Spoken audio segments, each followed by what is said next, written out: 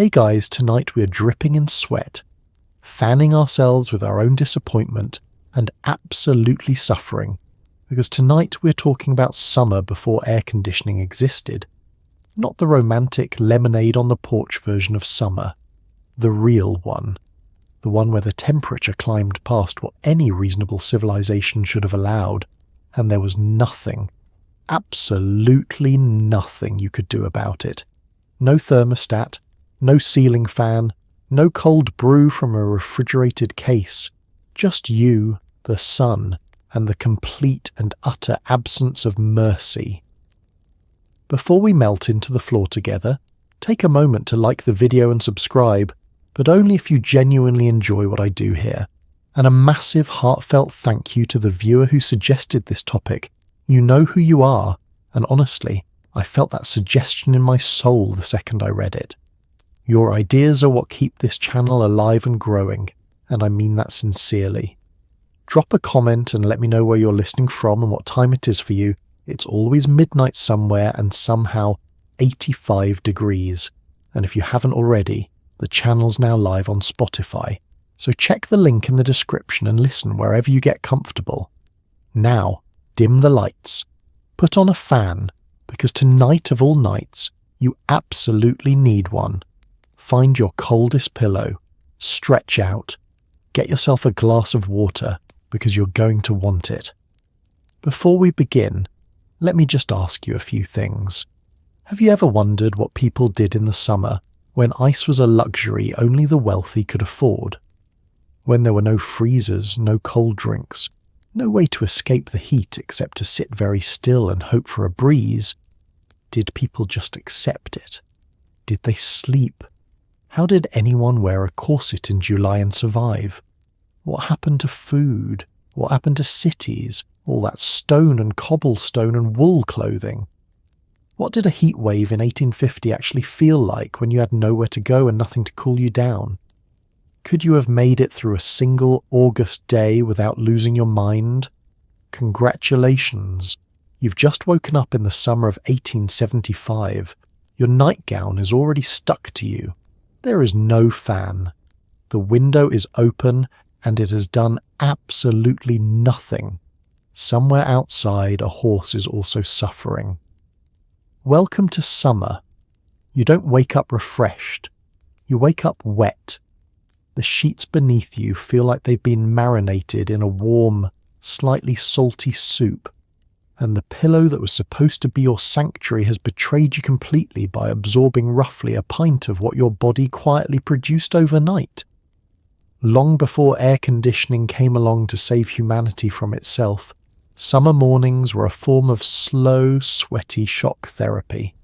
The bedroom, that private sanctuary of rest, was, in July and August, indistinguishable from a steam room nobody had signed up for.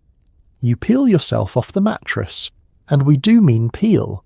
The cotton or linen beneath you has formed a kind of biological seal, skin against fabric, fabric against straw or horsehair stuffing, all of it fused by the particular glue that is a human body's response to 8 hours of trapped heat. The mattress itself, whatever it's filled with, has been absorbing your warmth all night and giving it back with interest. There is no cool side. There is no other side. There is only the side you've been on, and it is damp and it smells like you specifically after a full night of effort. The room around you is not better. A bedroom in a pre-AC home in the middle of summer was a closed, airless box that had spent all of the previous day soaking up heat through the walls and roof. Stone absorbed it. Brick absorbed it. Wood absorbed it. And then, obligingly, it released everything it had collected straight back into the room after sunset, right through the hours when you were trying to sleep.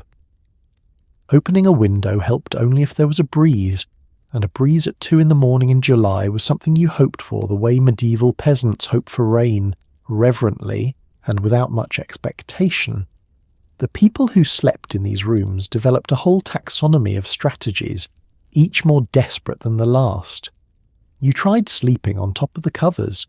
You tried wetting the covers. you tried a damp cloth on your forehead, which worked for approximately 4 minutes before becoming its own warm, sodden problem. You moved your pillow to the foot of the bed because surely that end was cooler. It wasn't. You lay very still because moving generated heat, and heat was the enemy. And somewhere around 3 a.m, you had a philosophical crisis about whether it was physically possible to be still enough to stop being a warm mammal entirely. Rich people had options that poor people did not. If you had money, your bedroom might have high ceilings that allowed hot air to rise away from you. You might have windows on 2 sides of the room that enabled a cross breeze if the stars aligned meteorologically. You might own enough light cotton bedding, rather than the heavier wool alternatives available to poorer households, to make summer nights merely unpleasant rather than genuinely dangerous. You might even have access to ice, which you could place in a shallow basin near an open window, in the hope that some small mercy would be carried toward you on the night air. Poor people had floors. The floor was often the coolest available surface in a summer bedroom, lower, closer to the earth, not yet fully warmed by the day's radiation. Families sometimes relocated to floors by August. Children were put there first, then adults joined them. This was not failure. This was adaptation. This was the human species doing what it has always done, which is figure out where the least suffering is and move toward it on hands and knees in the dark. By morning, everyone was tired, sticky, and quietly furious at the sky. Breakfast was coming, and it involved a stove, which meant more heat, which meant the house was about to get worse before it got any better. The day hadn't even started, and you were already behind. Before engineers figured out how to cool a building from the inside, architects had to figure out how to design their way around the heat, and for centuries they got it spectacularly wrong before occasionally getting it spectacularly right. Stone townhouses absorbed the day's heat and radiated it back through the night like a slow, personal oven. Brick row houses in American cities were infamous for it. By midnight, the walls of a 19th century urban home were still warm to the touch, still breathing out the afternoon sun like they had a personal grudge against sleeping. The problem was physics, and physics did not negotiate. Dense materials like stone and brick are excellent thermal masses. They absorb enormous quantities of heat during the day and release it slowly over many hours. This property makes them useful in certain climates, at certain times of year, when you want a building to stay warm through a cold night after a mild day. In summer, in cities, it was the opposite of what anyone wanted. The building became a battery, storing the sun's energy all afternoon and discharging it directly into your bedroom until dawn. Wooden buildings were only marginally better. Wood absorbed heat more quickly than masonry and released it faster, which at least meant that wooden homes cooled down sooner after sunset. But wooden structures in cities also meant fire risk, cramped construction, and frequently poor ventilation, problems that cancelled out any thermal advantage they offered. In the tenement districts of New York and Chicago, wooden or brick buildings were packed tightly enough together that they created their own microclimates, blocking any movement of air between them and trapping heat in the narrow streets below, like liquid in a glass. Architects who were paying attention, and many were, particularly in hot climates where the stakes were obvious, developed responses. The antebellum plantation house of the American South was, among other things, a climate engineering project. High ceilings that let hot air rise above the living space, deep covered verandas that shaded the walls from direct sun, windows designed to open from both top and bottom to allow hot air out while cool air entered below. The result was not air conditioning. It was not even close to comfortable by modern standards. But it was intelligent, and it worked tolerably well for people who had no other option. In the Mediterranean, courtyard architecture solved a version of the same problem. A house built around a central open courtyard created a microclimate. The courtyard cooled at night, and as warm air rose from it during the day, it drew cooler air through the lower rooms of the surrounding house. This passive ventilation, free, architectural, requiring no fuel or machinery, had been understood and applied for thousands of years by the time 19th century American builders were stacking brick row houses with no regard for airflow whatsoever. What those American builders were doing instead was following the economics and aesthetics of the moment, which did not particularly prioritize summer comfort. You built densely because land was expensive. You built quickly because demand was urgent. You used whatever materials were cheap and local. The result in city after city was a housing stock that performed admirably in winter and became a seasonal catastrophe in summer. People who bought these homes in October had no idea what they were agreeing to until the following July, when the walls started giving back everything the sun had put in them, and the bedroom temperature at midnight remained somewhere above 80 degrees with the windows open. No one sued. No one demanded a refund. You simply bought a fan when you could afford one, moved your family to the sleeping porch if you had one, or opened every window in the house and hoped the night would eventually cool down enough to make sleep possible. Sometimes it did, often it didn't. And in August, even the mornings were warm before they were anything else. In the early 1800s, a man named Frederick Tudor had what most people considered the worst business idea in American history: cut ice from frozen Massachusetts ponds in winter, pack it in sawdust, load it onto ships and sell it to places like Havana, Calcutta, and New Orleans. Everyone laughed. Then everyone bought ice. Tudor became known as the Ice King, and the trade he built transformed how wealthy Americans experienced summer, turning a seasonal misery into something briefly, expensively, deliciously bearable. The logic was simple, even if the logistics were not. New England winters produced reliable, thick lake ice every year. This ice, if properly insulated, could survive a sea voyage to tropical ports and arrive still solid enough to be useful. Tudor figured this out before anyone else, spent years losing money on the experiment, and eventually perfected the combination of sawdust insulation, purpose-built ice houses, and efficient cutting techniques that made the whole enterprise profitable. By the 1830s and 40s, the American ice trade was a genuine industry, cutting hundreds of thousands of tons of ice per year from lakes like Walden Pond in Massachusetts and shipping it to customers in the American South, the Caribbean, and as far away as India. The cutting itself was remarkable to watch. In January and February, when the ice was at its thickest, teams of men moved onto the frozen surface with horse-drawn scoring tools that cut parallel grooves across the ice in both directions, creating a grid. Then workers broke the blocks free along those lines and floated them down channels cut through the ice itself to the shore, where they were hoisted onto wagons and transported to the ice house. An efficient crew could cut and store thousands of tons in a season. It was cold, dangerous, skilled work, and the men who did it were paid in cash and frostbite in roughly equal measure. What this ice meant to the people who received it was difficult to overstate. A block of natural lake ice in a Charleston or New Orleans home in July was a minor miracle. A piece of a Massachusetts winter transported by ship to a place where the temperature had not dropped below 70 degrees in months. You could cool your drinks. You could keep food from spoiling for an extra day or two. You could chip a piece off and hold it against your wrist in the afternoon and feel, briefly, like a different kind of person, one for whom summer was survivable rather than merely endurable. But this was emphatically a luxury of the prosperous.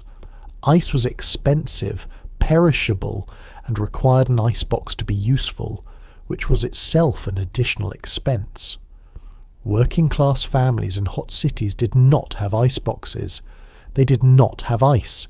They had water from a shared pump or a tap, whatever temperature the summer had made it, and whatever cooling strategies they could devise from materials already in their possession.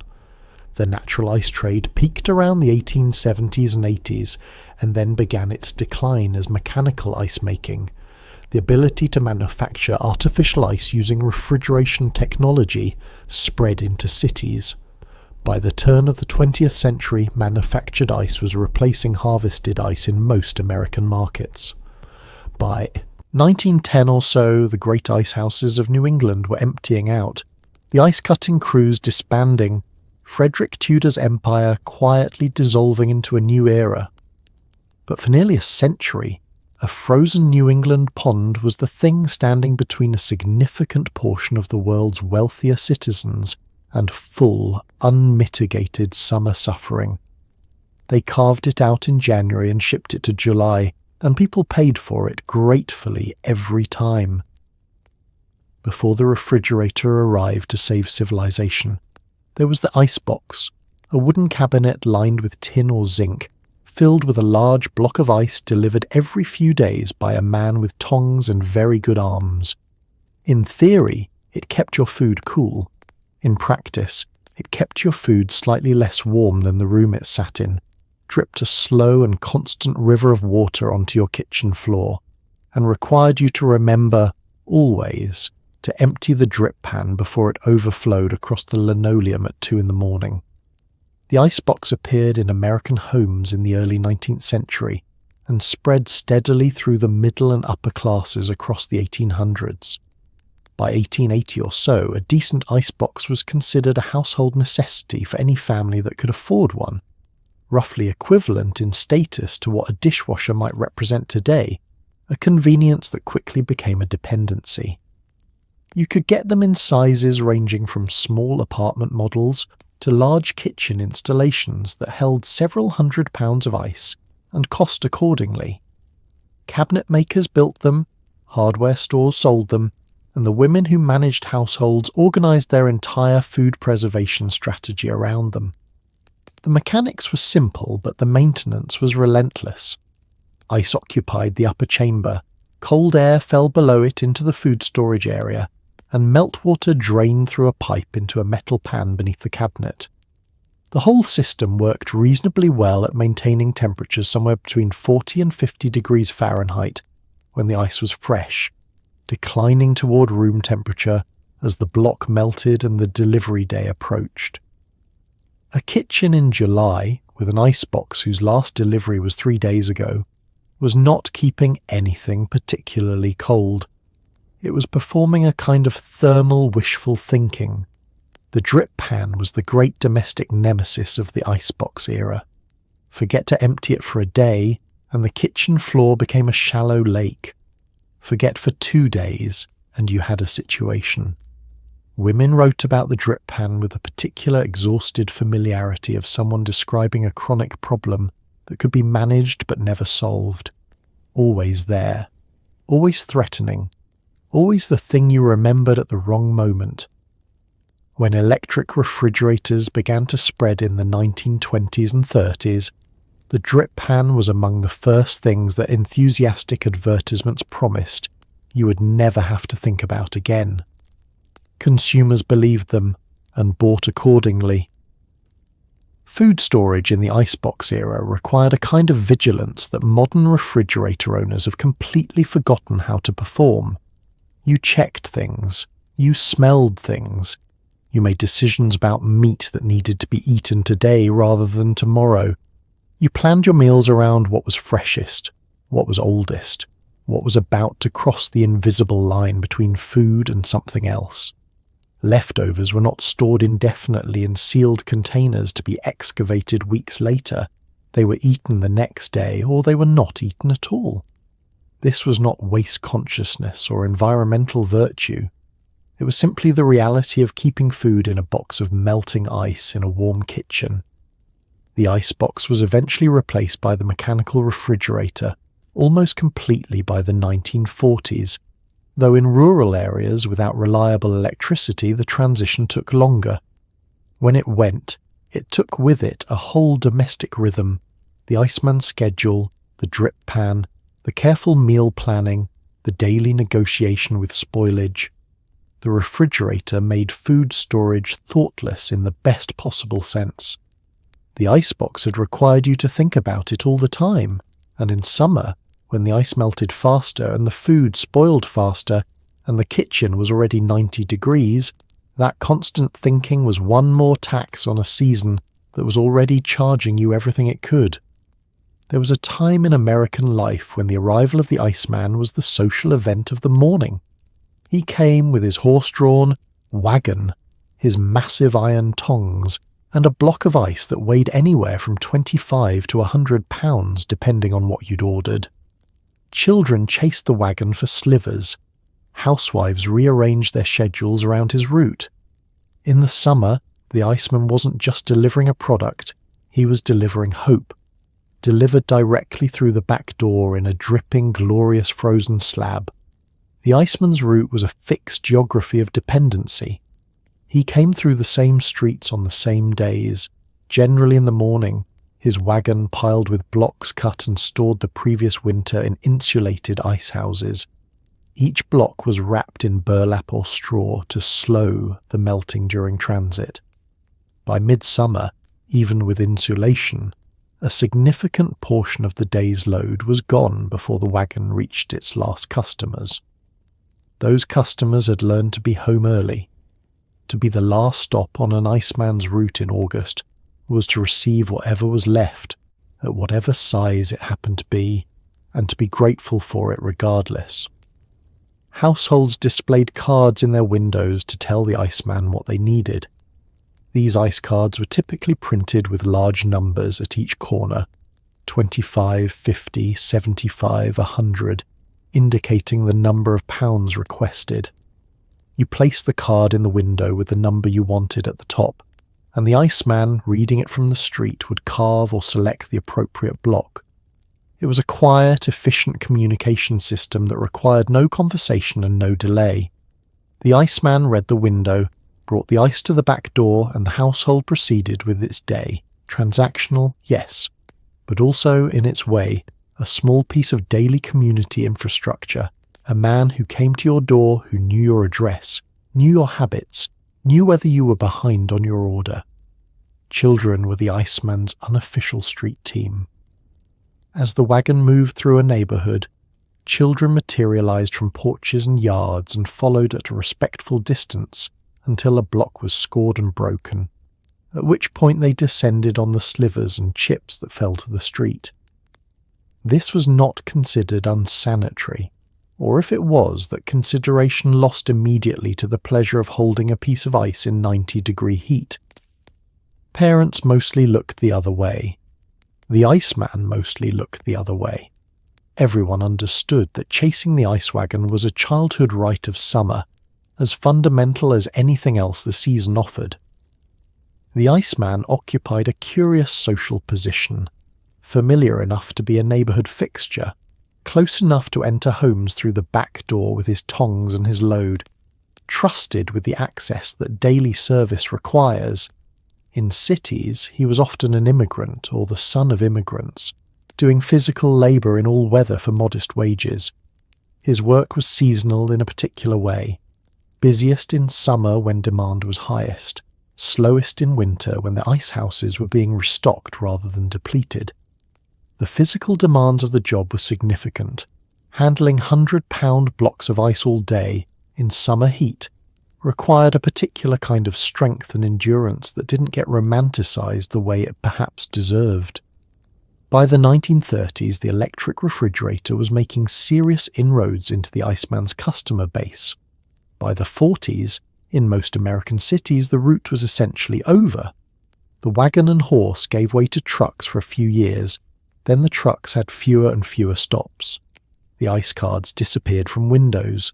The children who had chased the wagon grew up and told their children about it, and the children found this charming and slightly unbelievable, the way all old necessities eventually seem when the problem they solved has been solved more completely by something else. The Iceman was gone. The summer was still hot. But now there was something cold in the kitchen that never melted. and that changed everything. Here is a problem nobody thinks about until they sit with it. Before refrigeration and reliable plumbing, getting a genuinely cold drink in summer was either expensive, laborious, or simply impossible. Water, that basic human right, was frequently warm, frequently suspect, and frequently consumed with a small prayer that it wasn't going to give you something. Lemonade was a luxury. Beer was safer than water in some cities, and consumed at all hours with the casual acceptance of a civilization that had made its peace with a certain baseline of fermentation. Let's begin with water, because that is where every reasonable person begins when they are hot. In the cities of the 19th century, water came from wells, pumps, or distribution systems of varying quality and reliability, and in summer it arrived at temperatures that reflected the season. There was no cold tap. The underground pipes and cisterns that held municipal water could maintain cooler temperatures than the air, which helped somewhat, but a glass of water drawn from a city tap in August was not cold. It was tepid, at best. It was the temperature of mild disappointment. You drank it because you needed it, not because it provided any particular refreshment in the way that a cold glass of water provides refreshment. That specific, immediate, physical pleasure was simply not available to most people most of the time. In rural areas, the situation was somewhat different. Wells drew water from deeper in the ground, where temperatures stayed cooler year-round. Spring houses, built directly over natural springs, could keep water and other stored items at genuinely cool temperatures. A working farm with a good spring house had access to reasonably cool water in summer, not ice water, but better than what city residents were managing. This was one of the invisible advantages of rural life in an era before municipal systems made city water reliable, if not cold. Beer was a genuine alternative, and not just in the raucous, cheerful sense that the phrase implies. The fermentation process killed pathogens that might survive in untreated water, and in cities where the water supply was frequently contaminated by the same infrastructure that removed human waste, which is to say most of them, beer was genuinely safer to drink than water in ways that were empirically demonstrable, even before germ theory explained why. Working-class men drank beer at breakfast. Workers drank it during the day. This was not alcoholism. This was hydration strategy, pursued under real constraints by people who were aware, however imprecisely, that the water might kill them and the beer was more likely not to. Lemonade occupied a curious position as a summer drink, widely desired, genuinely refreshing, and available primarily to those who could afford both the lemons and the ice to make it cold. Street lemonade vendors appeared in American cities in summer, selling glasses from large jars or tin dispensers, and they were popular in proportion to the day's heat. A cold glass of lemonade on a hot street was a luxury item dressed as a casual purchase, and the pleasure it provided was real and immediate in ways that nothing warm could replicate. The wealthy served it from cut glass pitchers surrounded by ice at afternoon gatherings. The poor bought it by the glass from a man on a corner when they could spare the coin. What people were really after, of course, was coldness, the physical sensation of something cool moving through a hot body. And in summer, before refrigeration, coldness was a resource that had to be sourced, purchased, managed, and rationed.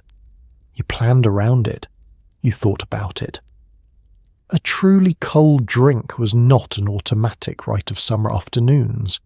It was a small achievement, requiring ice, and ice requiring money, and money being distributed in the usual uneven fashion. Most people in most summers made do with something closer to room temperature and called it adequate because there was nothing else to call it. People were not passive about the heat. They were creative, desperate, and occasionally brilliant in ways that make modern fans look almost insulting by comparison. Wet sheets hung in windows to cool the air as it passed through. Sleeping porches became architectural staples on American homes, a room specifically built for summer nights when the indoors was uninhabitable. People slept on rooftops in Mediterranean cities, on fire escapes in New York tenements, in hammocks strung between trees. Beds were moved outside. Children were relocated to cooler floors. Everyone was improvising. The wet sheet in the window was one of the oldest and most widely used techniques, simple, free, and moderately effective by the physics of evaporative cooling. You soaked a sheet, hung it across an open window, and whatever breeze existed would pass through it, cooling slightly as the water evaporated. On a still night, this did nothing. On a night with even a modest breeze, it provided a genuine reduction in temperature that made the difference between sleeping and lying awake, resenting every other sleeping mammal in the known world. The problem was maintenance. The sheet dried out within an hour or two, and someone had to get up and re-wet it in the dark, which required the kind of dedication to thermal comfort that disrupted the sleep it was meant to enable. Floors were utilised with the same unsentimental practicality that the situation demanded. Stone and tile floors, cooler than mattresses by virtue of their density and their contact with the earth below, became summer sleeping surfaces. People brought their bedding to the floor or dispensed with bedding entirely and simply lay on the coolest available surface they could find. Kitchen floors were often the best option in a house, particularly if the kitchen was on the ground level and the cooking fire had been out long enough for the room to cool somewhat. Children were placed there first, close to the ground, shielded from the worst of the radiant heat that rose through a house toward the upper floors. Upper floors were universally understood to be the worst place to sleep in summer.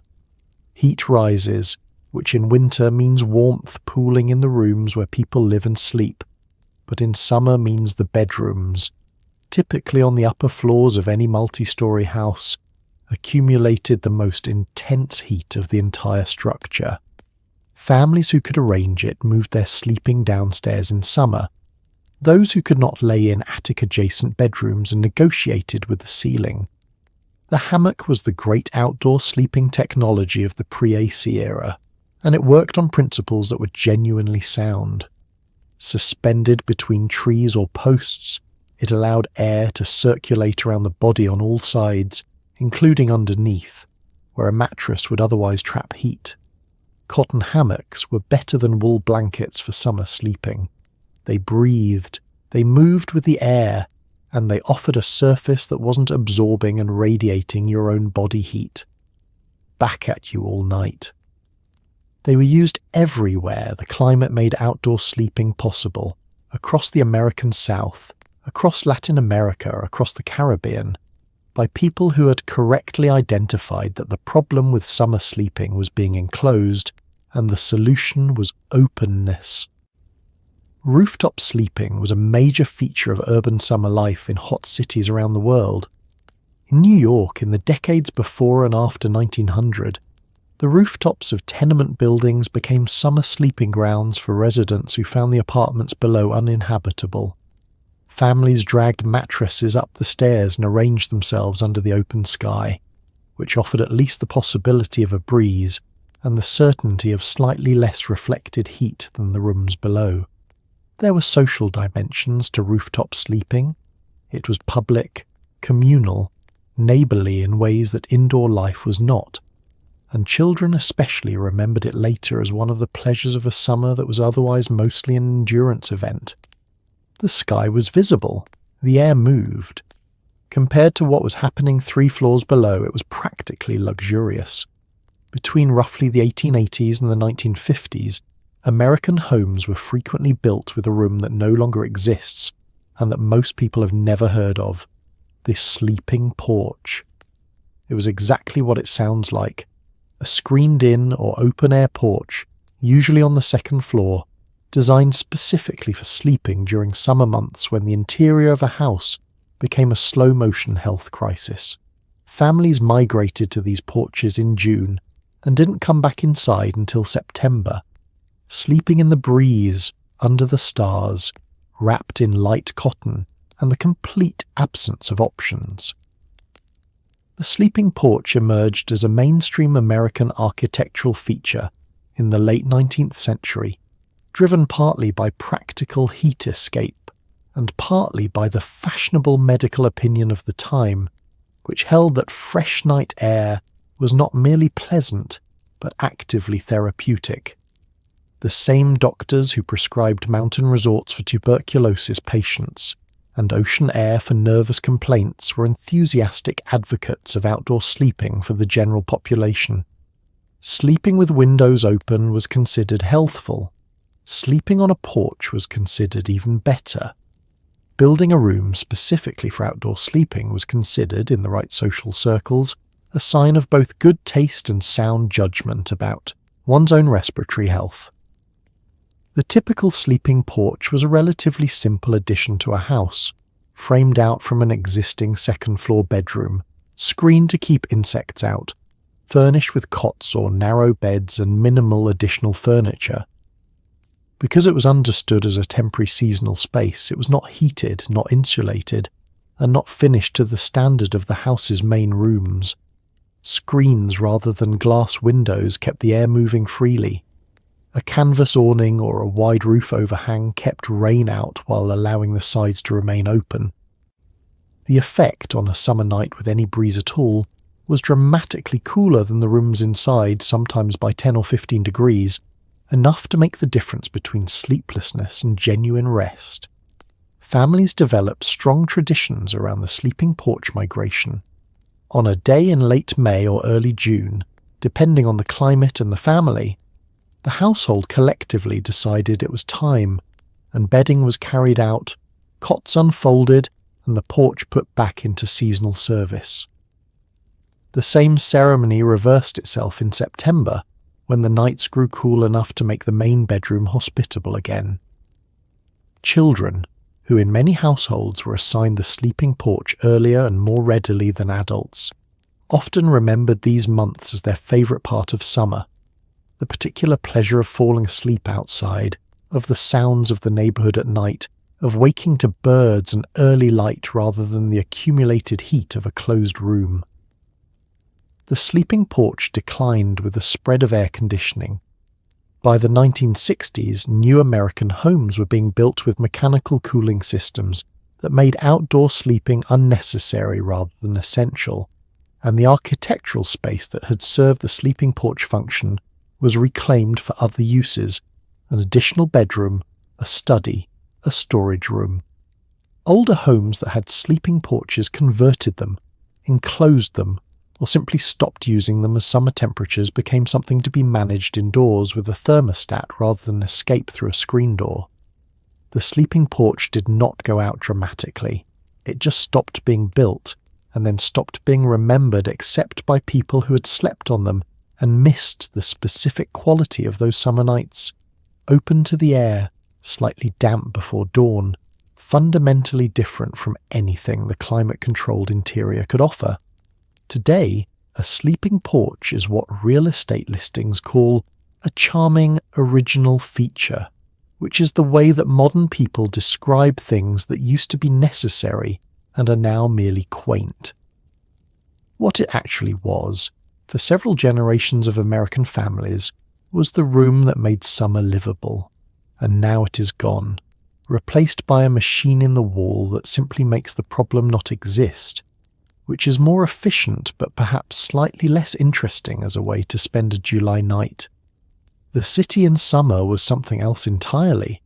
It concentrated every worst feature of heat into a dense, airless, malodorous box, and added tens of thousands of people, horses, coal fires, and open sewers to the mix.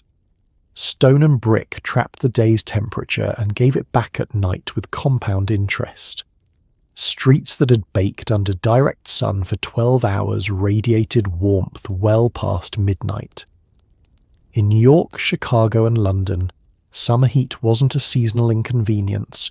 It was a public health emergency that killed real people in real numbers. The urban heat island effect, the well-documented phenomenon by which cities are measurably hotter than the surrounding countryside, was operating in full force in the pre-AC era, even if no one had a name for it yet. The mechanisms were straightforward and relentless. Dark surfaces, asphalt, cobblestone, brick, absorbed solar radiation efficiently and released it slowly. Buildings blocked the wind that might have cooled street-level air.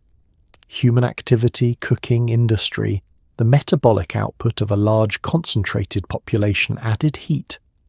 Animals added more. In an era when horses were the primary mode of urban transportation, tens of thousands of large warm-blooded mammals moving through city streets all day contributed meaningfully to the thermal environment in ways that are difficult to appreciate now. The smell of summer cities was its own particular feature of the era. Without refrigeration, food spoiled faster. Without adequate waste removal infrastructure, and most 19th century cities were still working out the basics of sanitation. The combination of human waste, animal waste, rotting organic matter, and standing water and summer heat created an olfactory environment that contemporary accounts describe in terms ranging from merely unpleasant to genuinely harrowing. Miasma theory, the idea that disease was transmitted through bad air, specifically the kind produced by rotting organic matter, was wrong about the mechanism, but not wrong about the association. Cities in summer smelled badly, and people died of things connected to that smell, even if the smell itself wasn't the direct cause. Working-class neighbourhoods were the worst. Tenement blocks in cities like New York were built to maximise the number of units on a given lot, which meant minimal space between buildings, minimal cross-ventilation, and maximum density of people in the hottest possible built environment. A family of 5 or 6 people in a 2-room apartment on the 4th floor of a brick tenement on a July night in 1890 was facing a combination of circumstances: heat radiating from walls and ceiling, body heat from multiple people in a small enclosed space, no mechanical air movement, and windows that opened onto an air shaft rather than any actual exterior air that was not merely uncomfortable but genuinely dangerous. Wealthier residents escaped the city in summer, or at least retreated to better ventilated homes in less dense neighbourhoods. Middle-class families with the means to do so took vacations to coastal or mountain resorts. The poor stayed because they had nowhere else to go and could not afford to go there. Summer in the city was, above everything else, a class experience, experienced very differently depending on how much money you had and what options that money bought you, ranging from minor discomfort for the wealthy to genuine mortal risk for the very poor. The geography of summer suffering mapped almost perfectly onto the geography of poverty, and nobody in power considered this a particular policy priority until heat waves started generating body counts large enough to make the newspapers. In August of 1896, a heat wave settled over New York City and stayed for 10 days. The temperature climbed above 90 degrees and refused to come down at night, when the tenements and row houses of lower Manhattan became literal ovens, radiating back everything the sun had poured into them. More than 1,500 people died. The very young, the very old, the poor, and the already ill went first. Horses collapsed in the streets. City ice ran out. Jacob Riis and Theodore Roosevelt both wrote about it, because what happened in those 10 days was not weather. It was catastrophe. The heat wave of 1896 arrived with very little warning, as heat waves did in an era before meteorological forecasting had developed anything like its modern capabilities. There were no heat advisories, no emergency broadcasts, no official systems for identifying and reaching the most vulnerable populations in advance. The temperature rose and kept rising, and the city's institutions were not organised to respond to it as a crisis in the way they might respond to a flood or a fire. It was just hot. It had been hot before, and then people started dying in numbers that could not be ignored. Theodore Roosevelt was serving as New York City's police commissioner at the time. He opened police station houses as refuge points where people could come to escape the heat, a practical response, but one that underscored how completely unprepared the city's formal institutions were for the scale of what was happening. He also arranged for the city to distribute ice to poor neighbourhoods in Lower Manhattan, where the death toll was most concentrated. The ice, when it arrived, was received with a desperation that communicated everything about what the preceding days had been like in those blocks. People lined up for it. Children were sent to wait in line for it. It was ice, and it was necessary, and there was not enough of it. Jacob Riis, who had spent years documenting life in New York's tenements, wrote about the heat wave with the particular authority of someone who already knew those buildings and what they were like in ordinary summer heat. The tenements of the Lower East Side, already inadequate in normal summer conditions, became unbearable in the heat wave. Families who ordinarily retreated to fire escapes or rooftops for sleeping were now doing so even during the day. Stoops and sidewalks were occupied all night by people who could not bear to be inside. The streets, ordinarily a source of noise and activity, became instead a kind of outdoor sick ward, crowded with people who were suffering and had nowhere else to go. The death toll accumulated in a pattern that was, even at the time, clearly not random. The elderly died first, their bodies less able to regulate temperature under physiological stress. Infants and very young children followed, their small bodies overwhelmed by heat they could not communicate and could not escape. Men who had been working outdoors or in hot industrial environments all day arrived home already compromised, and the inability to cool down through the night finished what the day had started. The newspapers counted the bodies and reported the numbers with a kind of grim arithmetic, and the numbers kept rising for 10 days. When the temperature finally broke, the city exhaled with collective relief that was also immediately a reckoning. 1,500 dead in 10 days was too many to absorb as simply weather. Questions were asked about what the city owed its poorest residents in conditions of extreme heat. Questions that were partially answered, imperfectly and incompletely, and then largely forgotten until the next heat wave came and the same questions had to be asked again. The heat wave of 1896 was not the last time New York's summer killed its most vulnerable people in large numbers. It was, however, one of the first times anyone in authority was paying enough attention to count. Fashion in the 19th century did not compromise for summer. Women wore layers, chemise, corset, petticoats, dress, sometimes a jacket, in fabrics that did not breathe, in colours that absorbed heat, in styles that covered everything from the neck to the floor. Men wore wool suits. Children were dressed as miniature adults and sent into the sun. The idea that one might dress for the weather, reduce layers, expose skin to the air, this was not generally considered acceptable until well into the 20th century, and some people sweated their way through entire summers in full, formal dress on principle. The logic behind this clothing, such as it was, had nothing to do with comfort and everything to do with social legibility. What you wore communicated who you were, what class you belonged to, whether you were respectable or not. Respectable people wore complete clothing. Complete clothing meant layers, and layers meant that summer was, among other things, a test of social commitment, an ongoing demonstration that you cared more about how you appeared to the world than about whether the world was currently trying to cook you alive. People passed this test every day, visibly sweating through their wool and their pride, and considered the sweating a private matter that had nothing to do with the clothes. Wool was the dominant fabric of the era for outer garments, and wool in summer is a special category of suffering that requires direct experience to fully understand. Wool traps moisture. It is heavy when dry and heavier when damp. It does not release heat efficiently. It holds its shape through repeated contact with a sweating human body in ways that linen and cotton do not, which is part of why it was preferred for tailored garments. A wool suit held its cut, maintained its silhouette, looked authoritative on a man regardless of what that man's body was doing inside it.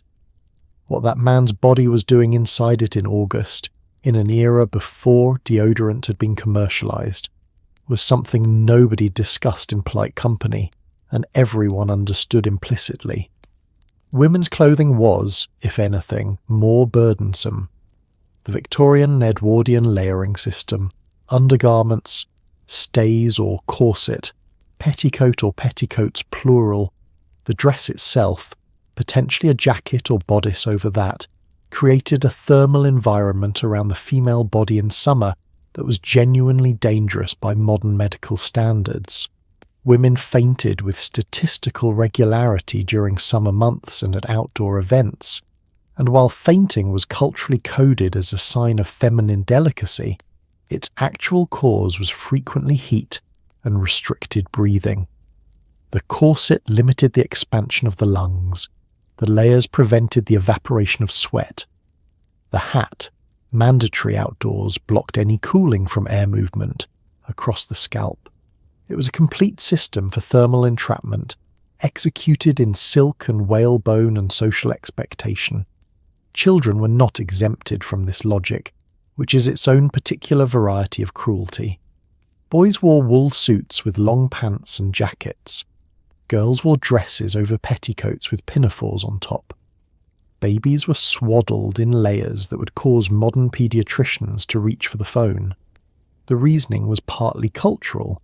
Children dressed as small adults signalled their family's respectability, and partly genuinely protective in an era when sunburn was a real danger, and skin exposure invited insect bites and worse. The fact that it also meant that children were uncomfortably, sometimes dangerously hot. All summer was considered a secondary concern relative to the social and practical benefits of covering them completely. Reform came slowly. The rational dress movement of the late 19th century argued, sensibly and largely without success at the time, that women's clothing should allow normal breathing and movement. Lighter summer fabrics, lawn, voile, lightweight cotton muslin became more acceptable for informal summer wear by the early 20th century.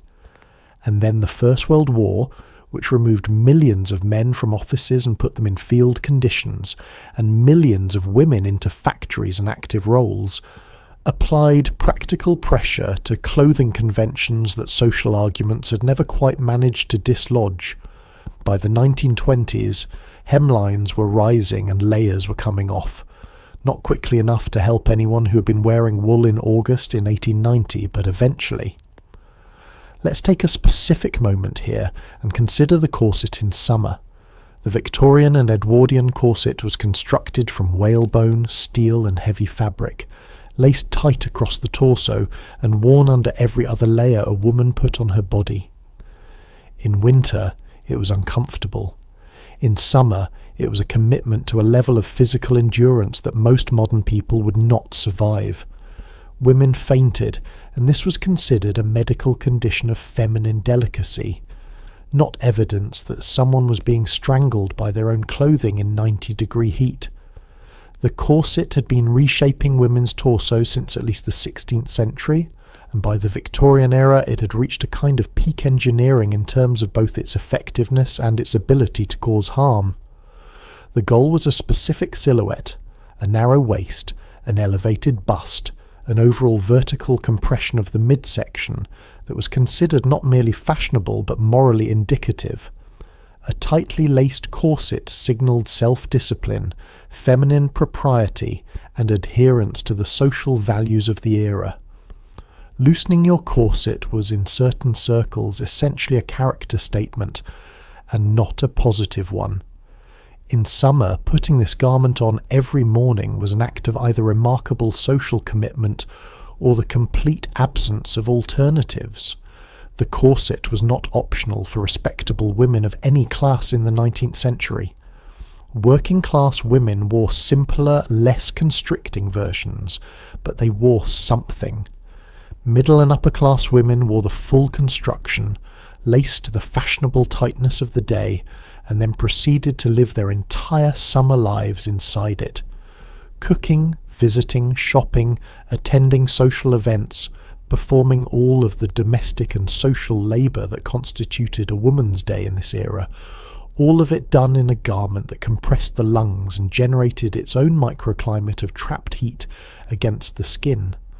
The physical consequences were well documented even by contemporary physicians, who managed the interesting feat of identifying the corset as a medical problem while simultaneously recommending it as a form of back support and moral hygiene. Women who wore tightly laced corsets regularly developed compressed organs, displaced ribs, and a dependence on the external structure for posture that made removing the corset feel destabilizing. The muscles that might otherwise support the torso had, in many cases, been partially relieved of that duty by the corset for so long that their absence felt genuinely uncomfortable. The corset had created the need for itself. In summer heat, the fabric of the corset against the skin became saturated with sweat within an hour of dressing. The steel and whalebone stays conducted heat. The tightness of the lacing restricted the deep breathing that might have helped regulate body temperature. When a woman fainted, and fainting among tightly corseted women in summer heat was common enough to be considered routine rather than alarming, the prescribed treatment was to loosen the corset lacing, which is a fairly explicit acknowledgement that the lacing was part of the problem. The treatment was then to relace once the woman had recovered, because the problem, apparently, was the fainting, not the cause of the fainting. Reform advocates who targeted the corset specifically, like the dress reform movements of the 1880s and 90s, did make gradual progress. The Edwardian corset was somewhat less compressive than its Victorian predecessor. By the 1910s, the silhouette fashion demanded had shifted, and the corset moved with it towards something slightly less vertical. And then the 20s arrived. Hemlines climbed, waists dropped, and the rigid boned corset more or less dissolved into foundation garments that caused their own problems, but were at least not actively preventing full respiration. Summer clothing became something a person could breathe in. Progress in this case smelled like relief, and it arrived about a century later than anyone should have needed it to. Before air conditioning changed the geography of American commerce, cooking in summer was a calculated act of controlled misery, and American domestic architecture actually evolved around the problem. The summer kitchen, a separate outbuilding or detached room behind the main house, existed specifically to keep the heat of an active stove away from the living spaces. You walked outside to cook your meals. In the south, this was standard. In the north, it was common. The wood-burning or coal-burning stove could push the temperature of a kitchen past 120 degrees on a July afternoon, and keeping that heat out of the house was worth the inconvenience of doing your cooking in a shed. The wood or coal-burning stove was the central appliance of the 19th century kitchen, and it was, by modern standards, a generator of extraordinary and indiscriminate heat. It ran all day when meals were being prepared, and running it was not optional. It was the only means of cooking, of heating water, of doing the kitchen work that kept a household functioning. In winter, a stove running all day was a feature, not a bug. In summer, it was a monthly test of sanity, a large hot iron object in the room where you spent most of your working hours, elevating the temperature of that room to levels that would qualify today as an occupational hazard. The summer kitchen solved this problem by removing the stove from the main house entirely. In its most basic form, it was a small outbuilding, sometimes no more than a shed, with a chimney, a door, and a stove. In more elaborate versions, particularly on prosperous farms and southern plantations, it was a proper secondary kitchen, well-equipped, functional, with workspace and storage, connected to the main house by a covered walkway, so that food could be carried from stove to table without full exposure to the elements. The separation was architectural common sense. Keep the fire outside, and the house stays livable. The women who did the cooking spent their days in the outbuilding regardless. but the rest of the household could move through the main house without the accumulated heat of 6 hours of active cooking. In cities, where the luxury of a separate outbuilding was rarely available, cooking in summer meant opening every window in the kitchen, working as quickly as possible during the cooler morning hours, and preparing cold foods in the afternoon when running the stove was literally unbearable. Cold meals, salads, sliced meat from the morning's cooking, bread, preserved foods, became the default summer afternoon and evening strategy, not from any preference for cold food, but from the physical impossibility of generating more heat in a kitchen that was already past 90 degrees by 3 in the afternoon. Cold preparation had its own techniques and traditions. Pickling and preserving, done during cooler hours or in the relative coolness of the basement, extended foods without requiring heat at the time of eating. Icebox desserts, cold puddings, jellies set with gelatin, iced creams and frozen desserts made with purchased ice became fashionable in the late 19th century, specifically because they involved the cold rather than the fire. A summer recipe book from 1880 reads, in retrospect, as a document about managing a heat crisis through culinary strategy. Cold soups, no-cook preparations, make-ahead dishes, things that required the stove for 30 minutes rather than 2 hours. The summer kitchen survived in American domestic architecture through the late 19th and early 20th centuries, fading as gas stoves became available, and then as electric ranges spread the premise that a stove didn't have to be a furnace. Gas ranges were dramatically cooler to operate than wood or coal, electric ranges cooler still. And then air conditioning arrived to make the whole conversation moot, because if the kitchen was climate controlled to 72 degrees, it didn't particularly matter what the stove was doing to the local air temperature. The summer kitchen became a storage room, then a curiosity, then a historic feature that preservation-minded homeowners restored because it was charming. What it had been, for the people who built it and used it, was a practical solution to an impossible problem. The heat of cooking had to go somewhere. They put it outside, and everyone inside was very glad. Summer eating was dictated by spoilage as much as appetite. Meat went bad fast and was either salted, smoked, preserved, or eaten the same day it was slaughtered. Fresh milk lasted hours in summer heat. Butter liquefied. Anything delicate was a race against time.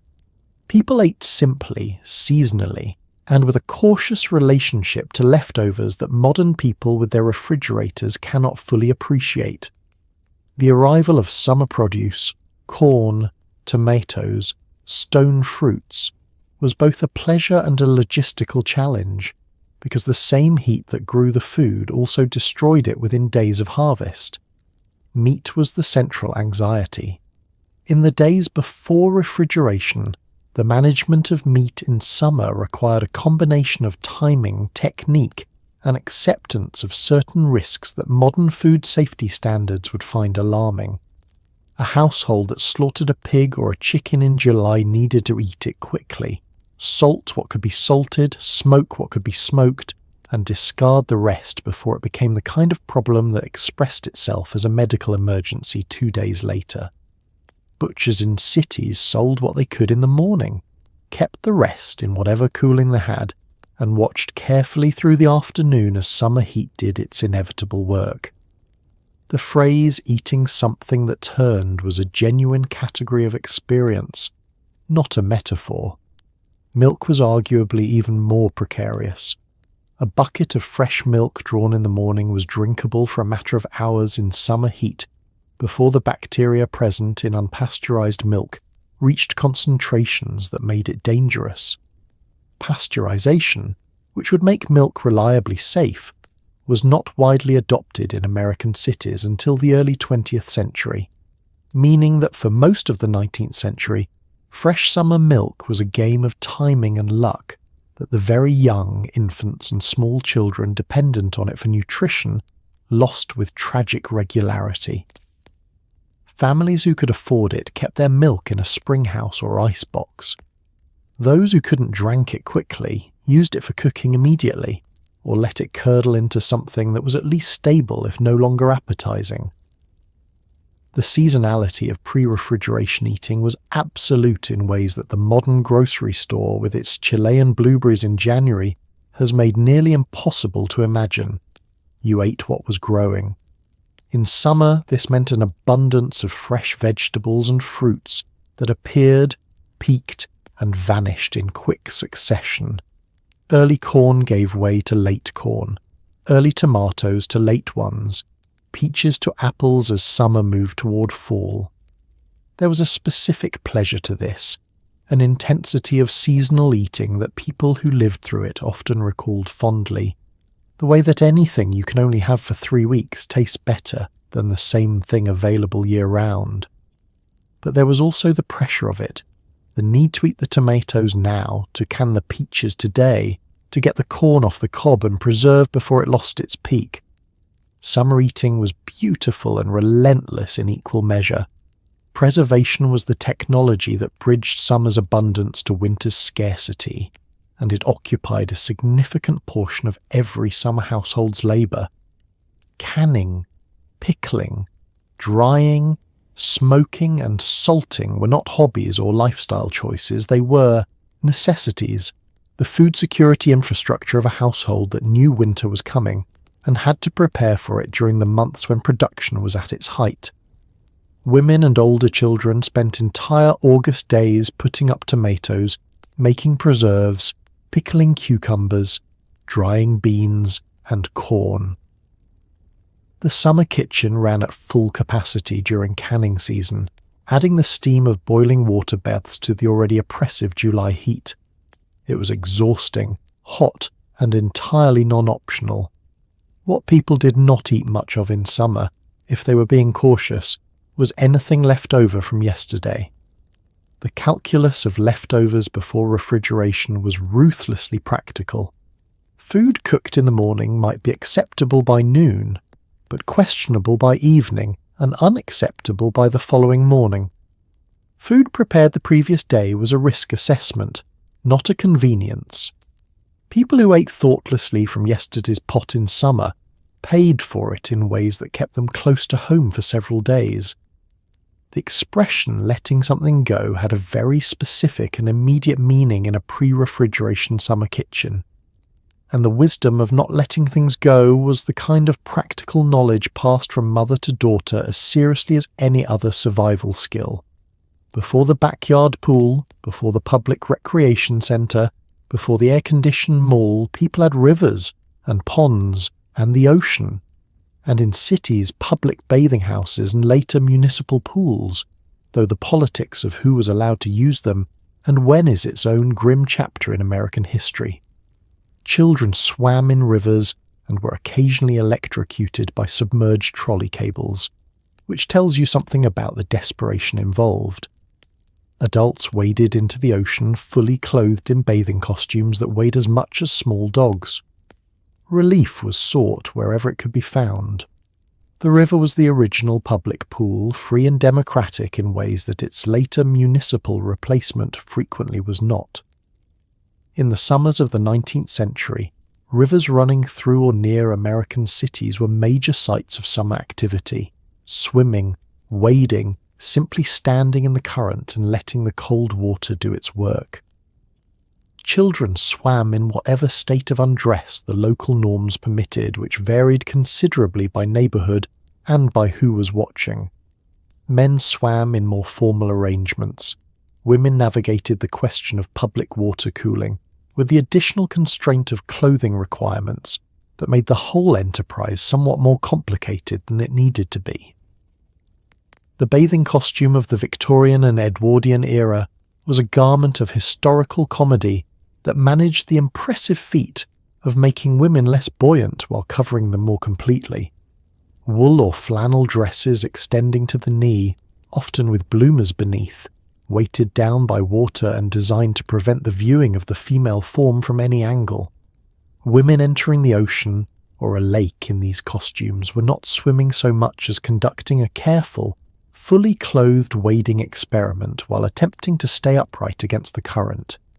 The cooling effect was real, Any contact with cold water reduced body temperature, but the experience was not exactly swimming in any athletic sense. Public bathing establishments appeared in American cities in the mid-19th century as a response to the combination of summer heat, inadequate home bathing facilities, and the growing public health awareness that people needed to wash, and that not everyone had the means to do it privately. These establishments offered both bathing facilities and, in summer, something approaching swimming. They were typically gender segregated, class stratified by price and location, and, in the American context, frequently racially segregated as well. The question of who had access to cool water in summer was never simply a question of geography or money. It was a question of who the managing institutions considered entitled to relief, and the answers to that question followed the usual fault lines of American social organization. Municipal outdoor pools, which spread through American cities in the early 20th century, brought the question of summer water access into direct confrontation with the politics of public space. Pools built in white neighborhoods were typically off-limits to black residents through a combination of official policy and unofficial violence, incidents of white swimmers physically preventing black children from entering pools they were legally entitled to use were common enough to constitute a distinct feature of American summer history in the 1920s through 40s. The desegregation of public pools, when it came, was met with the same organized resistance that desegregation of other public spaces generated, because access to cool water in summer was understood by everyone involved to be a genuine and valuable resource, not merely a symbolic one. Children, meanwhile, made their own arrangements. Urban rivers, drainage ditches, fire hydrants opened by neighborhood kids on hot afternoons. The spray from street cleaning trucks, any available source of moving water, became a cooling technology of improvisation.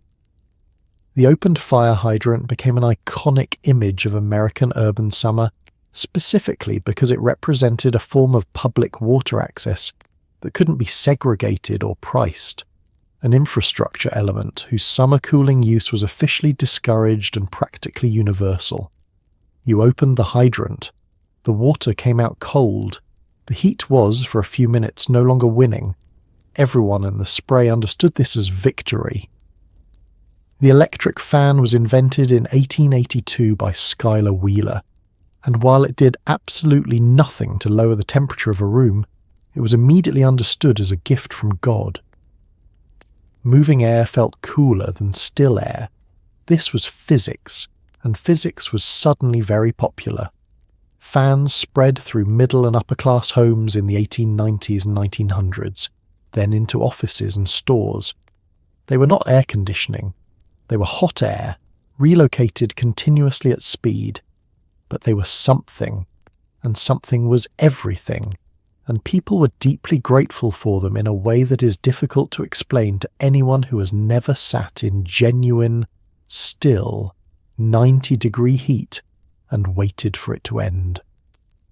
The science behind why moving air feels cool is straightforward but worth stating, because it explains both the fan's genuine value and its genuine limitations. When air moves across skin, it accelerates the evaporation of sweat, and evaporation is a cooling process. It draws heat from the skin surface and carries it away. Still air, once it has absorbed as much moisture as it can hold, stops accepting more and the sweating body's main cooling mechanism stalls. Moving air, even hot moving air, keeps evaporation happening, keeps the cooling working, keeps the body's thermoregulation functioning. This is real, measurable, and significant relief. What it is not is a reduction in ambient temperature. The room is still 90 degrees. You're simply better equipped to tolerate 90 degrees than you would be in still air. Early electric fans were luxury items, available primarily to households with money and electric service, a combination that, in the 1880s and 90s, meant primarily wealthy urban homes.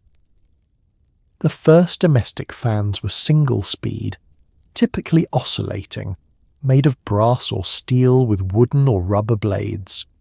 They were sold at prices that put them out of reach of most working-class households, and they required the electrical infrastructure that was still being built out across American cities.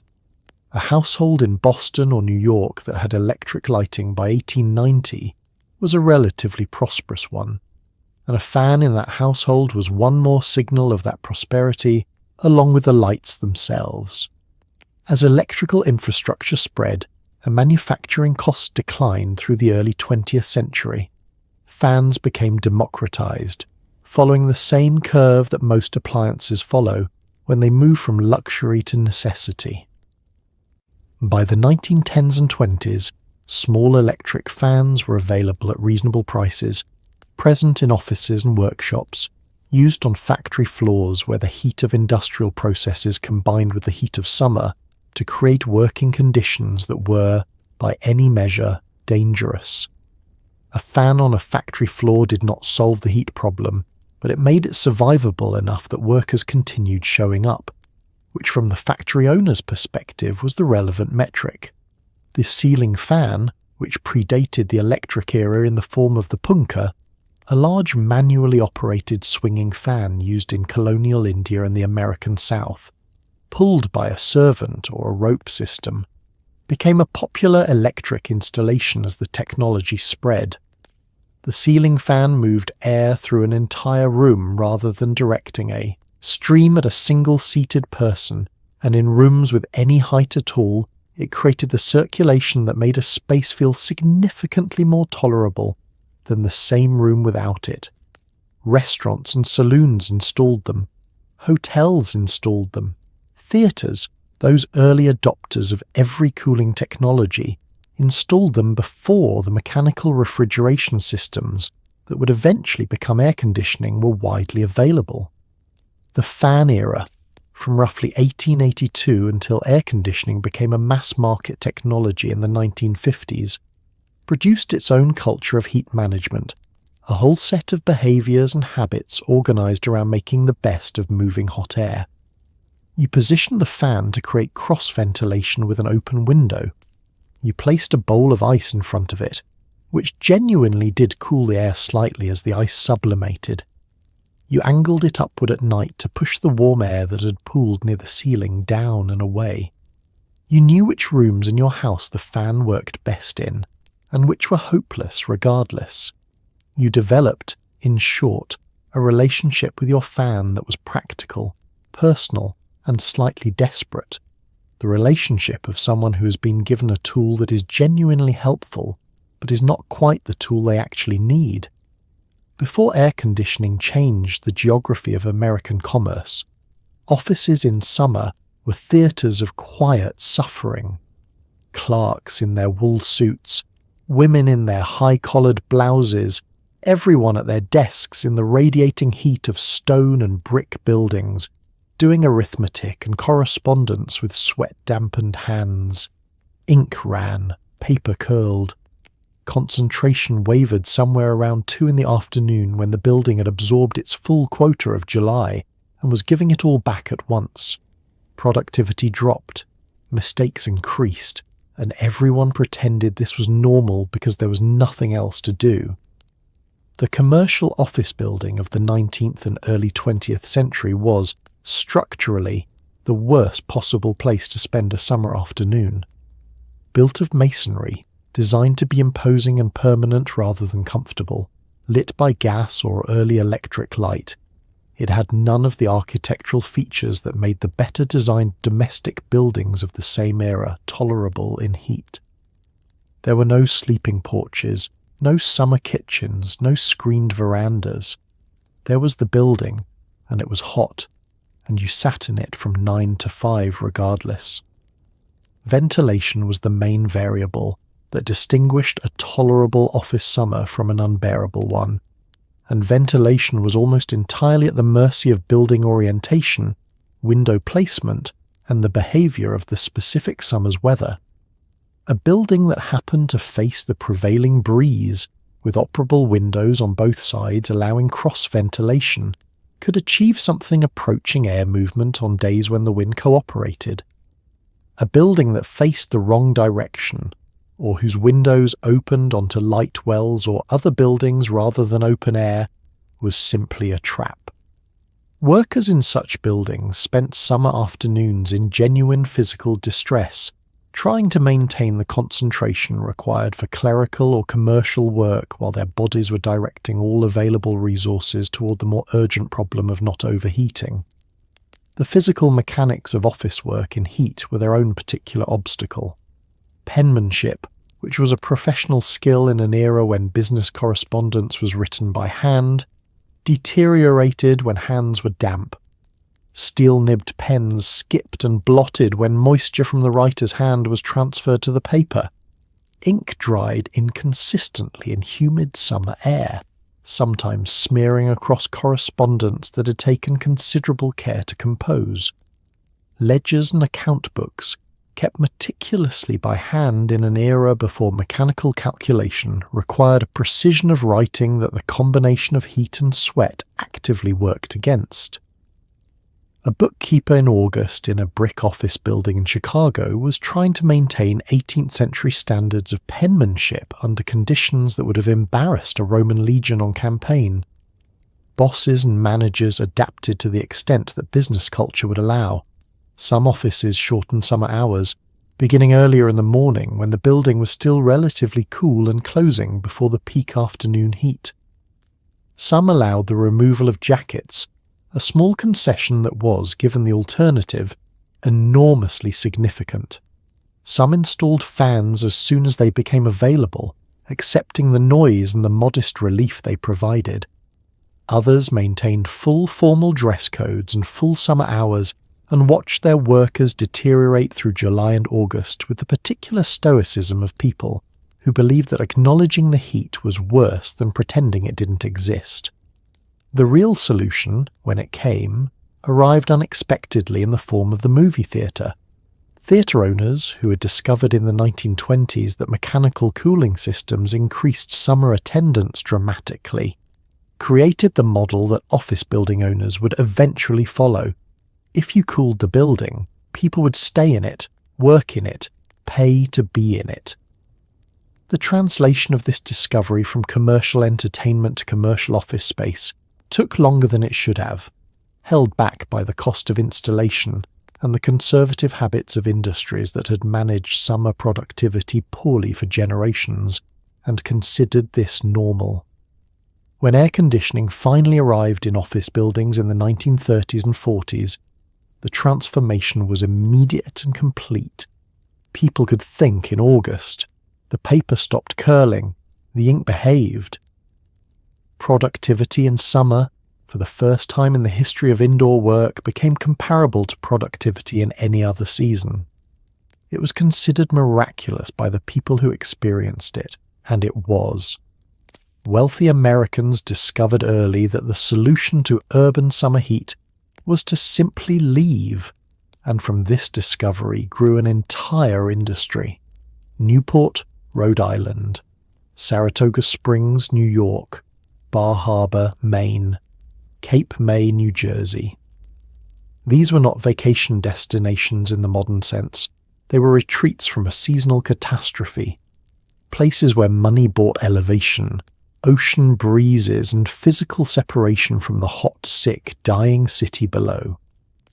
The summer resort was born from necessity and became a monument to class, a place where the rich went to breathe and everyone else stayed behind and suffered elegantly.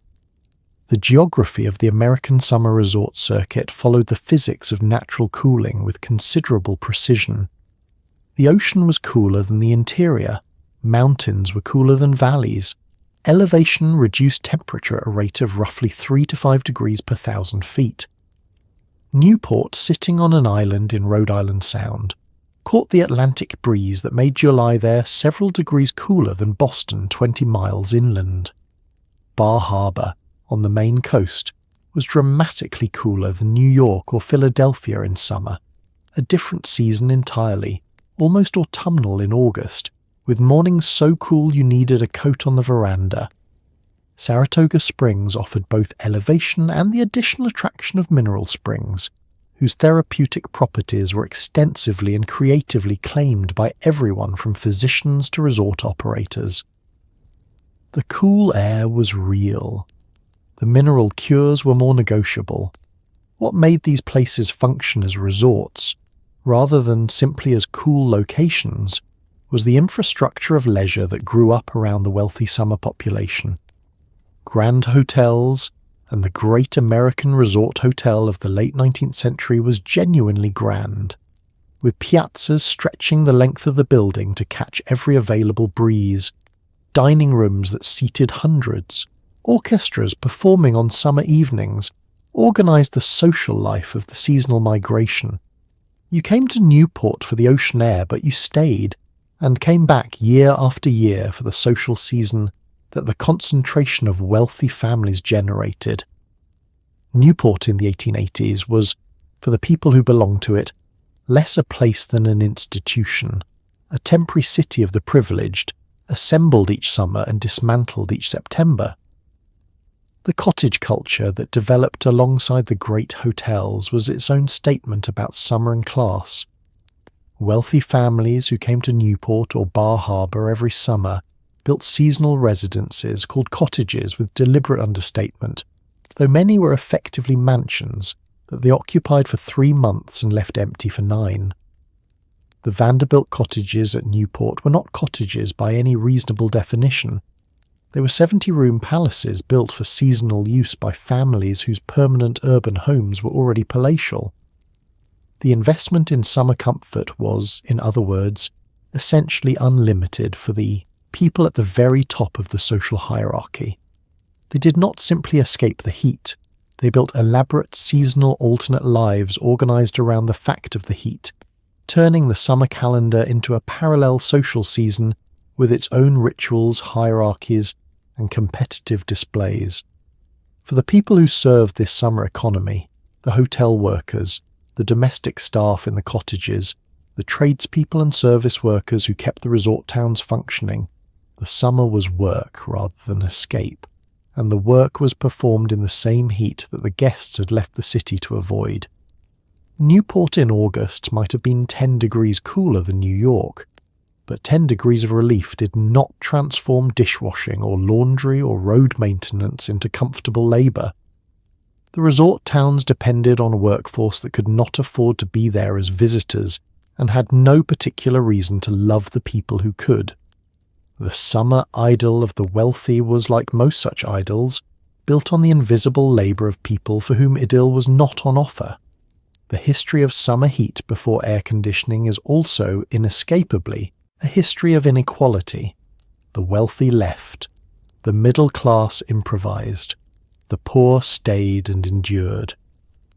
Tenement apartments in New York's Lower East Side could house a family of 8 in 2 rooms, the windows facing a courtyard that offered no breeze, the walls holding the day's heat long past midnight, the children sleeping on fire escapes or rooftops out of desperation rather than adventure. Summer mortality rates in poor urban neighbourhoods were catastrophically higher than in wealthier ones. The heat did not treat everyone the same, and it never did. The tenement building was an architecture of extraction, designed to produce maximum rental income from minimum land, at minimum expense, with minimum consideration for the people who would live in it. A typical New York tenement of the late 19th century was 4 to 6 stories tall, approximately 25 feet wide and 90 feet deep, containing between 12 and 20 apartments per floor depending on the configuration. Each apartment might contain 2 or 3 small rooms. A family of 5 or 6 people in 2 rooms in summer, in a building whose walls absorbed heat all day, and whose courtyard or air shaft provided essentially no ventilation, was living in conditions that a temperature-controlled facility of any kind would not have permitted for any purpose. The dumbbell tenement, which became the standard New York form after a housing reform competition in 1879, was specifically designed to address ventilation concerns by introducing a narrow indentation on each side of the building that created an air shaft between adjacent buildings. The theory was that these shafts would provide light and air to the interior rooms. In practice, a 4-inch wide shaft between two buildings in a dense city block provided neither light nor air in any meaningful quantity. It collected garbage, amplified sound between neighbouring apartments, and channeled odours between floors while doing almost nothing for ventilation. It was a design solution to a political problem rather than an architectural one, and it failed at the task it was supposed to accomplish while succeeding at demonstrating that the problem had been considered. Workers who spent their days in hot industrial environments, laundries, bakeries, iron foundries, glass factories, tanneries, returned to apartments that offered no recovery from that heat.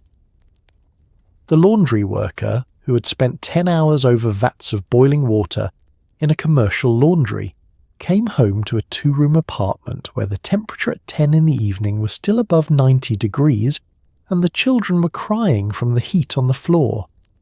There was no cool room to go to, no second space with better ventilation, no alternative sleeping arrangement that materially improved the situation.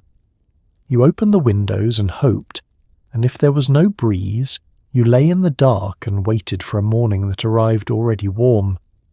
The consequence of all this was measured in bodies, specifically in the bodies of infants and children.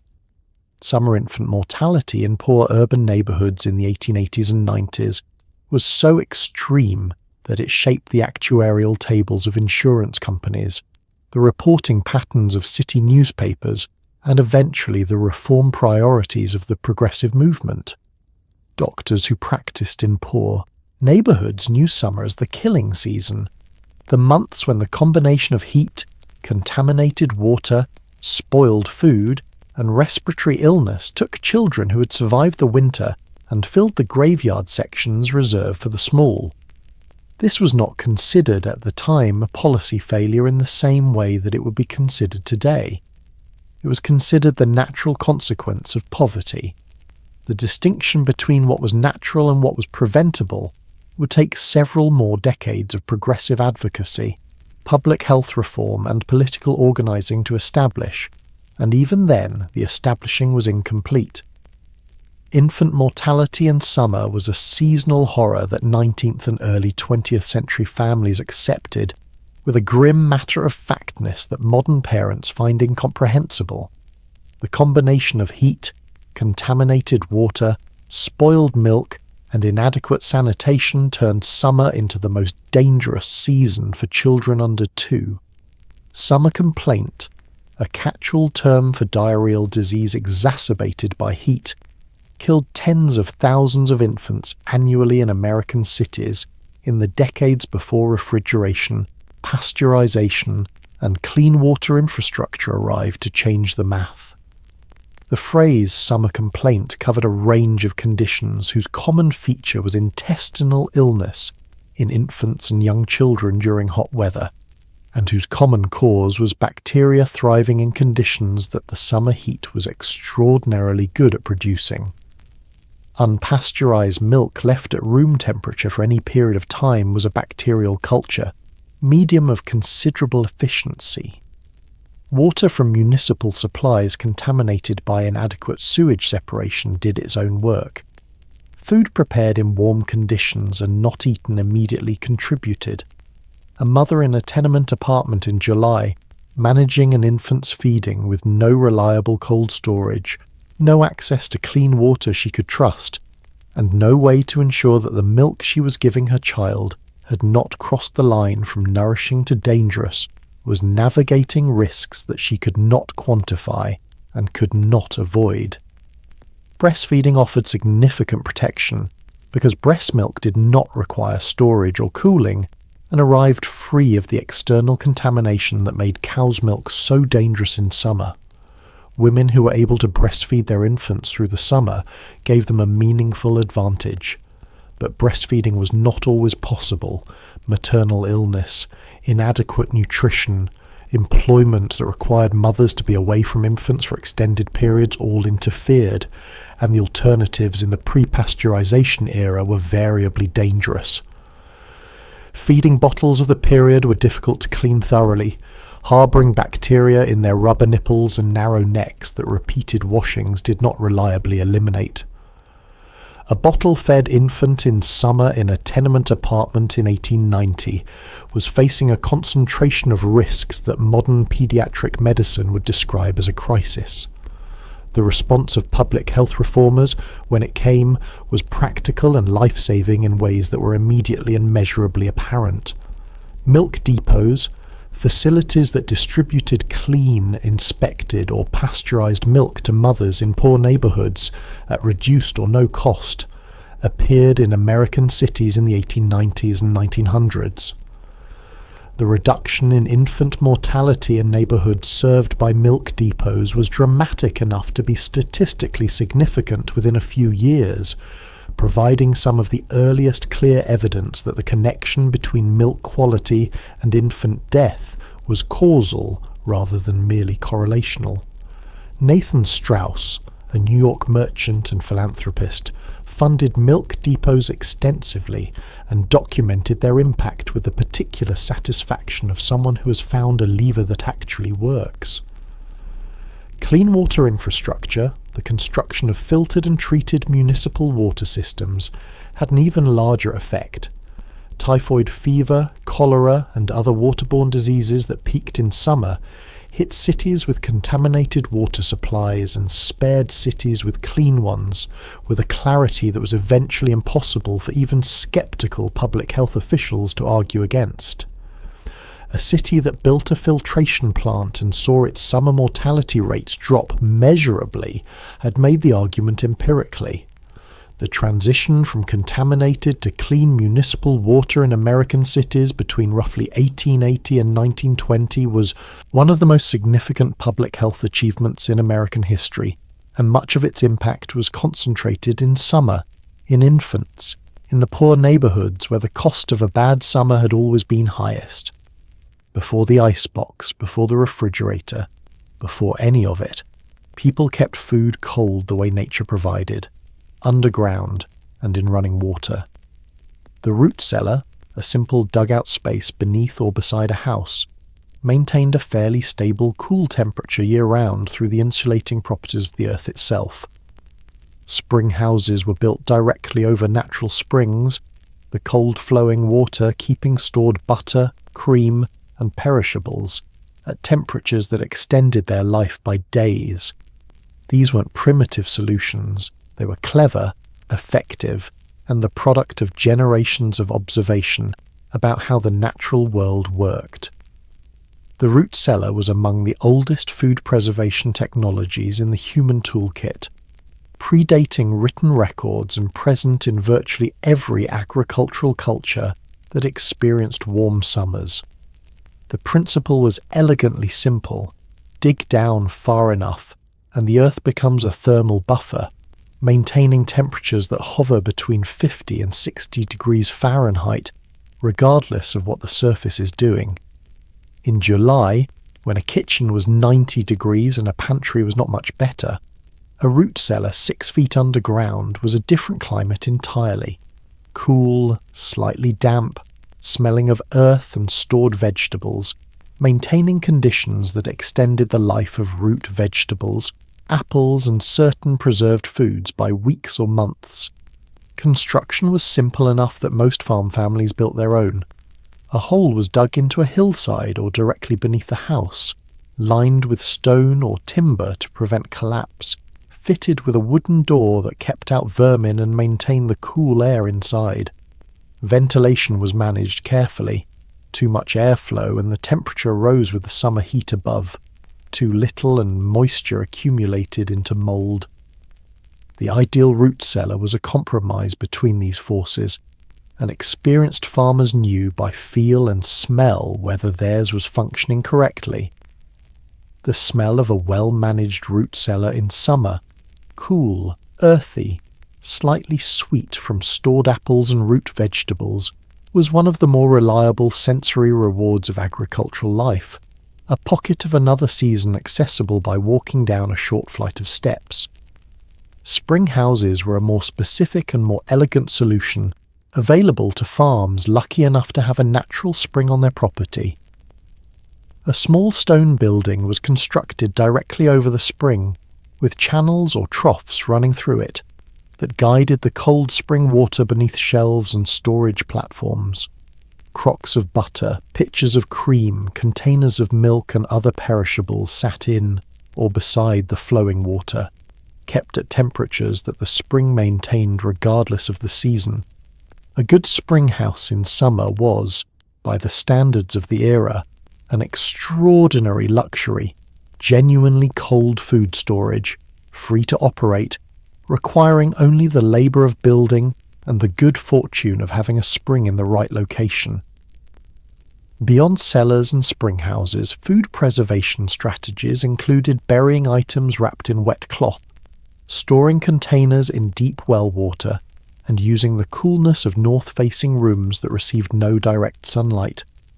These were partial solutions, helpful at the margins, extending the life of food by hours rather than days compared to what cold water storage could manage, but they were employed wherever proper cooling infrastructure was unavailable. A housewife in a city tenement had no spring house and no root cellar. She had a windowsill on the north side of the building, the cooler of her 2 small rooms, and whatever ingenuity she could apply to the problem of keeping tomorrow's food edible through today's heat. The arrival of the commercial icebox in the early 19th century eventually displaced these older technologies for urban households, and later for rural ones as ice delivery networks expanded. But the root cellar and spring house did not disappear immediately.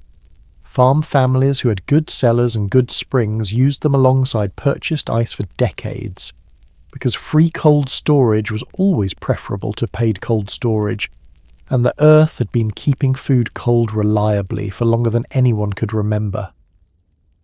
The technologies of natural cooling retreated slowly, replaced, not because they failed, but because commercial systems offered something more convenient, more reliable, and available to people who lacked the geological good fortune of a spring on their land.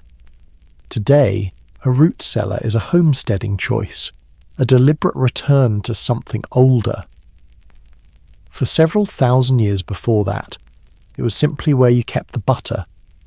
No region of America had to think harder about summer heat than the American South, and no architectural tradition reflects that reckoning more directly. The deep porch, wide, shaded, oriented to catch the prevailing breeze, was not a decorative feature. It was a climate control system. High ceilings in antebellum homes allowed hot air to rise away from the people living below.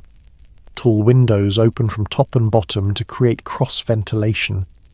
Kitchens were separated from the main house. Trees were planted strategically. The entire built environment was shaped by the imperative of surviving 6 months of subtropical heat with nothing but physics and carpentry. Southern vernacular architecture was, before everything else, a conversation with climate. The people who built houses in Georgia and Mississippi and Louisiana in the 1800s were not making aesthetic choices first and practical ones second. They were solving problems, and the aesthetics followed from the solutions. The wide front porch, which became so iconic a feature of southern domestic life that it eventually came to signify a whole set of cultural values about hospitality and slower living, was originally and primarily a shading device. A porch roof that extended 8 or 10 feet from the house wall blocked the direct sun from the windows and walls behind it, during the middle portion of the day when the sun's angle was most punishing. Shaded walls absorbed less heat.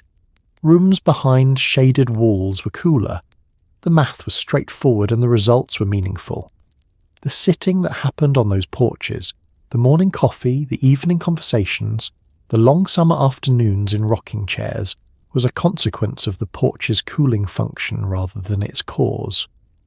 You sat on the porch in summer because the porch was bearable, and the interior of the house was not, particularly during the hours between noon and 4 when the sun was direct and the interior was accumulating everything it had absorbed since morning. The porch offered shade, whatever breeze existed, and the psychological relief of being outside in a space that felt open rather than trapped. Southern porch culture was heat management dressed as leisure, and it worked well enough that the practice persisted long after air conditioning made the thermal logic of it unnecessary. Ceiling height was another variable the South took more seriously than northern builders typically did. A room with 14 or 16-foot ceilings in the antebellum South was not an architectural extravagance, it was a thermal buffer. Hot air rises, and a high ceiling gave it somewhere to go that was not directly above the heads of the people occupying the room.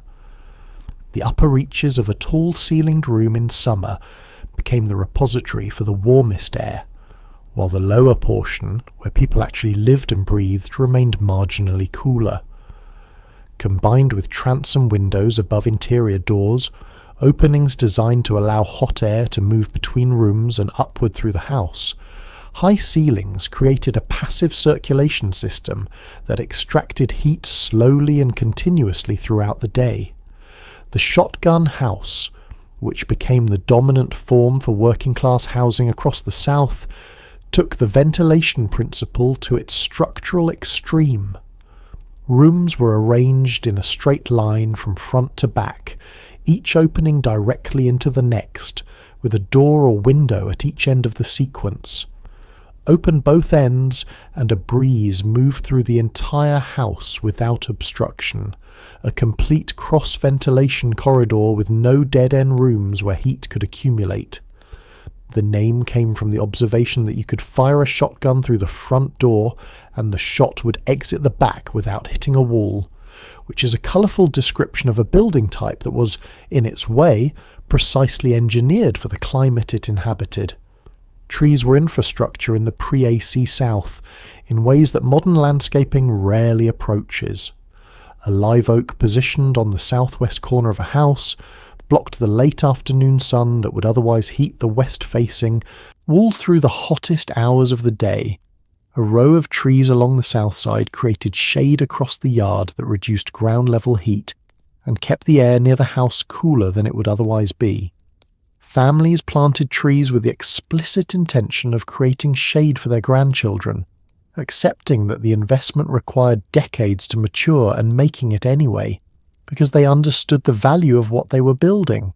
The relationship between southern domestic life and its surrounding trees was intimate, practical, and long-term in the best possible sense.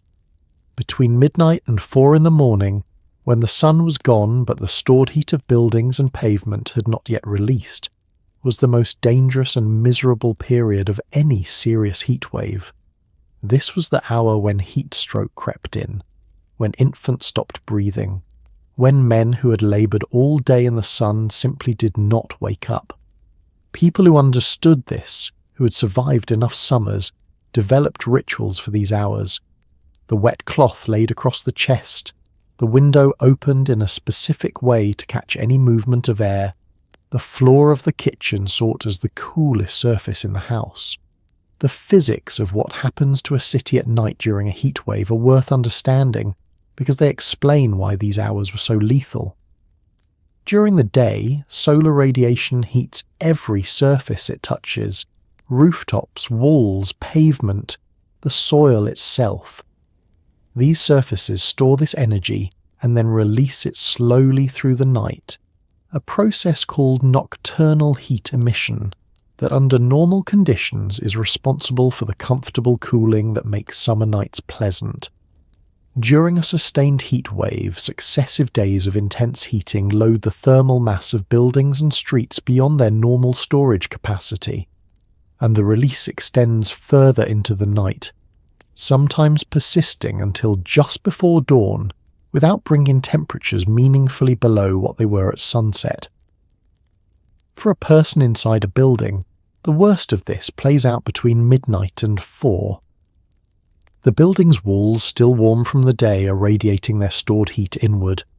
The body, which has been losing heat all day through sweating and is now approaching dehydration, has less cooling reserve available. Sleep, which is the body's normal nighttime state, reduces awareness of distress signals that wakefulness would catch. People fell into the dangerous end of heat illness during these hours and could not rouse themselves from it, particularly the very old, the very young, and anyone already weakened by illness or labour. The people who understood this danger were the ones who stayed awake, who checked on neighbours, who made sure children were as cool as they could be made. The wet cloth was the primary tool of overnight heat management at the individual level, simple, free, and genuinely effective at buying short stretches of relief. A cloth soaked in cool water placed on the forehead, the back of the neck or the chest assisted the body's evaporative cooling in the same way that sweat does, providing additional cooling capacity at the points where major blood vessels ran close to the skin. The effect lasted only as long as the cloth remained cool and damp, perhaps 15 or 20 minutes before it had absorbed as much heat as it could hold and needed to be re-wetted. A person managing this through the night for a child or an elderly relative was essentially running a manual cooling system, replacing the cloth every quarter hour, maintaining the water in a basin nearby, sleeping in broken stretches between interventions.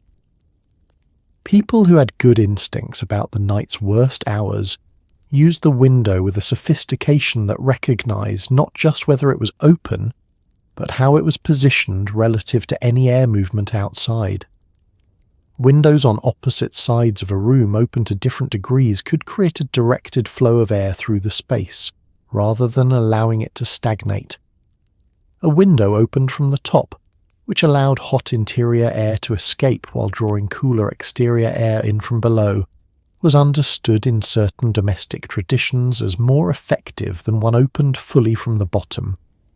Whether this folk knowledge was precisely correct in all cases mattered less than the fact that it oriented people toward active problem-solving rather than passive endurance, the difference between doing something about the night and simply suffering through it. By 4 or 5 in the morning, if any relief was coming, it had arrived. The pre-dawn hours were the coolest point of the 24-hour cycle, the one window when the accumulated heat of the day had been fully released, and the next day's solar loading had not yet begun. People who'd been awake through the worst of the night often slept in those last hours before dawn, not because the conditions were good, but because they were finally better than they had been, and the body, having endured the worst, was willing to accept the minimum as sufficient. Before germ theory was widely understood, the connection between summer heat and disease was real but misread. Miasma theory, the idea that disease came from bad air, from rotting organic matter, from the smells of summer, led to obsessive ventilation as a health strategy. People were not wrong that summer killed more people, they were wrong about why. The heat accelerated the very biological processes, bacterial growth, insect reproduction, contaminated water, that spread typhoid, cholera, dysentery, and yellow fever. Summer was not just uncomfortable. Summer was, historically, when cities got sick and people died. The miasma theory was wrong about mechanism but had enough observational truth behind it to be persuasive for centuries. Disease did tend to concentrate in places that smelled bad, the low-lying areas of cities where waste accumulated, the neighbourhoods built over filled-in marshes, the streets where slaughterhouses and tanneries operated. These places were dangerous not because the smell itself caused disease, but because the conditions that produced the smell, decomposing organic matter, standing water, inadequate waste removal, were the same conditions that harboured the bacteria, protozoa and mosquitoes that actually caused it. Following your nose toward danger was empirically a reasonable strategy, even if the theory explaining why was entirely incorrect. Cholera was summer's most spectacular killer. The cholera bacterium thrives in warm water and spreads through contaminated water supplies with an efficiency that made urban outbreaks in the pre-sanitation era genuinely catastrophic. The great cholera pandemics of the 19th century, 1832, 1849, 1866, 1892, all reached their peaks in summer, when warm water temperatures accelerated bacterial growth, and the same infrastructure problems that produced bad smells also contaminated the water supply. A city hit by cholera in July would watch its death toll climb through August and September, and then decline as the temperature dropped and bacterial growth slowed, giving observers the impression that the disease was seasonal in some fundamental way, which it was, just not for the reasons they assumed. Typhoid fever followed a similar seasonal pattern for similar reasons. The typhoid bacterium spread through contaminated water and food, both of which became more dangerous in summer heat. Flies, which could transfer bacteria between fecal matter and food in a single landing, were more numerous and more active in warm weather. Food that sat at room temperature long enough for bacteria to multiply to dangerous concentrations did so much faster in August than in January. A family whose kitchen management was adequate in winter might have the same practices produce a typhoid case in summer, simply because the time required for food to become unsafe had shrunk from hours to minutes. Yellow fever presented a different mechanism but the same seasonal pattern. Transmitted by the Aedes aegypti mosquito, which breeds in standing water and is active only above certain temperatures, yellow fever was a summer disease of southern cities and tropical ports, present only when the mosquito was present, disappearing with the first frost that killed or drove off the insect. New Orleans lost thousands of residents to yellow fever in repeated summer epidemics throughout the 19th century, the death toll in some years exceeding 10% of the city's population. The connection between the disease and the season was obvious. The connection between the disease and the mosquito was not established until 1899, when Walter Reed's work in Cuba identified the vector and opened the way toward the mosquito control campaigns that eventually reduced yellow fever to a manageable threat. What all of these diseases shared was a relationship with summer heat that was genuine, causal, and before germ theory was established, essentially unpreventable by any targeted means. You could ventilate your house, avoid low-lying neighborhoods, flee the city if you could afford to, and pray, and none of these measures addressed the actual biological mechanisms at work. The reduction of summer disease mortality, when it finally came, required clean water, pasteurized milk, screened windows, mosquito control, and eventually vaccines and antibiotics, a package of interventions that arrived gradually between about 1880 and 1940, and transformed summer from the killing season into something merely uncomfortable. In 1902, a 25-year-old engineer named Willis Carrier solved a humidity problem at a printing plant in Brooklyn, New York, and in doing so accidentally invented air conditioning. The machine he designed, intended to control humidity so that paper wouldn't warp and ink wouldn't run, also lowered the temperature of the air. It took decades for this technology to move from industrial use to domestic use, from factories to movie theatres, from office buildings to homes. But when it did, it rewrote the map of human settlement, made the American Sunbelt inhabitable in ways that would have been unthinkable in 1875, and ended quietly and without ceremony the long human reckoning with summer heat. The problem Carrier was asked to solve was specific and commercial rather than humanitarian. The Sackett Wilhelms Lithographing and Publishing Company in Brooklyn was printing colour illustrations, a technically demanding process that required precise registration of multiple ink passes, and finding that summer humidity was causing the paper to expand and contract between passes, throwing off the registration and ruining the work. Carrier was employed by the Buffalo Forge Company and assigned to find a solution. He designed a system that passed air over coils filled with cold water, which both cooled the air and caused moisture to condense out of it, lowering humidity. The humidity problem was solved. The cooling was, in the first instance, a side effect. Carrier quickly grasped that he had built something larger than a printing room dehumidifier. He patented his system in 1906 under the name the Apparatus for Treating Air, and spent the following decades methodically expanding its application into industries where heat and humidity created production problems: tobacco manufacturing, textile mills, pharmaceutical production, food processing. In each case, the business case was made on product quality and process reliability rather than on human comfort. The machines were there to protect the manufacturing process, and the workers inside the cooled buildings benefited incidentally. The translation from industrial to commercial use came through the movie theatre, and the timing was perfect. The film industry of the 1920s was investing heavily in grand urban movie palaces, elaborate, expensive theatres designed to attract middle and upper middle class audiences away from their homes for an evening. Theatre owners discovered that a cooled building in summer was an attraction independent of the film showing in it. People who had spent the day in hot homes and hot offices would pay to sit in a cool building even if the movie was mediocre. Marquees began advertising refrigerated air alongside the feature films. Summer attendance climbed dramatically at theatres with cooling systems. The economic case for the technology was established in a way that every subsequent commercial building owner could evaluate clearly. The domestic market came last and most slowly.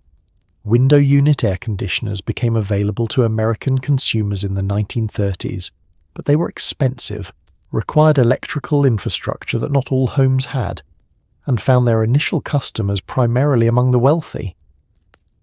The mass market for home air conditioning opened in the 1950s, when rising post-war prosperity, suburban home construction, and declining unit costs created conditions for rapid adoption.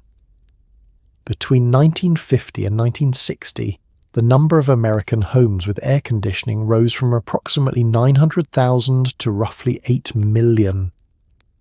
By 1970, nearly half of American homes had it. The transformation compressed into 2 decades what might otherwise have taken half a century. Carrier himself lived to see the beginning of this transformation. He died in 1950, just as the domestic market was beginning to open. He had spent nearly 5 decades building an industry from a single dehumidification problem in a Brooklyn printing plant, and the world he left behind was measurably different from the one he'd entered. Cooler, more productive in summer, more comfortable in ways that his own era would have found extraordinary, and reorganized around the assumption of mechanical cooling in ways that made returning to the pre-AC world essentially unthinkable for the people who had grown up in the new one. In the 1920s and 30s, long before most American homes had air conditioning, the neighborhood movie theater did something radical. It installed it first. This was not entirely altruistic. Theatre owners discovered quickly that in summer, people would pay to sit in a cool room regardless of what was on the screen. They hung banners outside advertising refrigerated air. They installed dramatically oversized cooling systems and pointed them directly at the lobby. The American summer movie tradition, still alive today, was born not from any particular love of film, but from the simple, desperate human need to be somewhere that wasn't 90 degrees. The economics were straightforward enough that theatre owners arrived at the same conclusion independently in city after city through the early 1920s. A theatre without cooling struggled for summer audiences. People who might happily attend in October or March were reluctant to sit for 2 hours in a packed enclosed room in July, when the air was already stifling outside and a full house of bodies would make it dramatically worse. Adding mechanical cooling reversed this calculus entirely. The theatre became one of the few places in a city where the air was reliably cooler than outside, and people sought it with a purposefulness that had only a partial relationship to the films being shown. The marketing language that developed around theatre air conditioning was enthusiastic to the point of medical claim. Advertisers described theatre cooling as not merely comfortable, but beneficial, refreshing, restorative, beneficial to health and nerves. Posters showed families emerging from theatres looking revitalised, as though 2 hours of cool air were a medical treatment rather than a commercial transaction. The Carrier Corporation, which supplied many of the early systems, provided theatres with marketing materials emphasising the health angle specifically, because it moved the conversation away from luxury, something that people in the Depression era might feel guilty paying for, toward necessity, which was much easier to justify. The sizing of early theatre cooling systems was deliberately theatrical in its own right. Engineers and theatre owners has discovered that the visible evidence of air conditioning, the sensation of cool air hitting you at the lobby entrance, was a significant part of the product. Systems were sometimes designed to cool the lobby more aggressively than the auditorium itself, creating a dramatic temperature drop at the threshold that communicated the theatre's investment in your comfort before you had even bought your ticket. On a hot August afternoon, that first breath of cool lobby air was a sensory experience people remembered and returned for. It was marketing delivered through the nervous system. The social dimensions of theatre cooling were not simple. Movie palaces of the 1920s were built in downtown commercial districts and attracted racially mixed audiences in cities where other public spaces maintained stricter segregation. The cooling systems that made theatres refuges from summer heat were available, in principle, to anyone who could pay the ticket price, which in some cases made the theatre a more accessible cool space than public parks, pools, or other facilities where access was controlled by social convention or official policy as well as economics. This did not mean the movie theatre was a fully democratic space. Seating was frequently segregated by race in theatres throughout the South and in many northern cities. But the cool air, unlike the seat assignment, did not observe the same distinctions. For children growing up in cities in the 1930s and 40s, the summer movie theatre was the institution of the season, the place you went on the hottest afternoons where you could sit for hours in the cool for the price of a child's ticket, watching double features and cartoons and newsreels, and then the feature again if no one told you to leave. Adults went for the same reasons, dressed in the language of film appreciation. The tradition embedded itself in American culture so thoroughly that it persisted as behaviour, going to summer blockbusters, treating film as a summer activity, long after home air conditioning made the thermal logic of it obsolete. The summer movie was born as heat relief and survived as culture, which is how many American institutions operate. Before industrialized cooling existed for humans, it definitely didn't exist for their animals, and the consequences were everywhere. Urban horses collapsed in the streets during heat waves. This was so common in late 19th century American cities that the removal of dead horses had to be organized as a civic function. Livestock died in fields. Chickens stopped laying. Dogs dug holes in the earth to access cooler ground.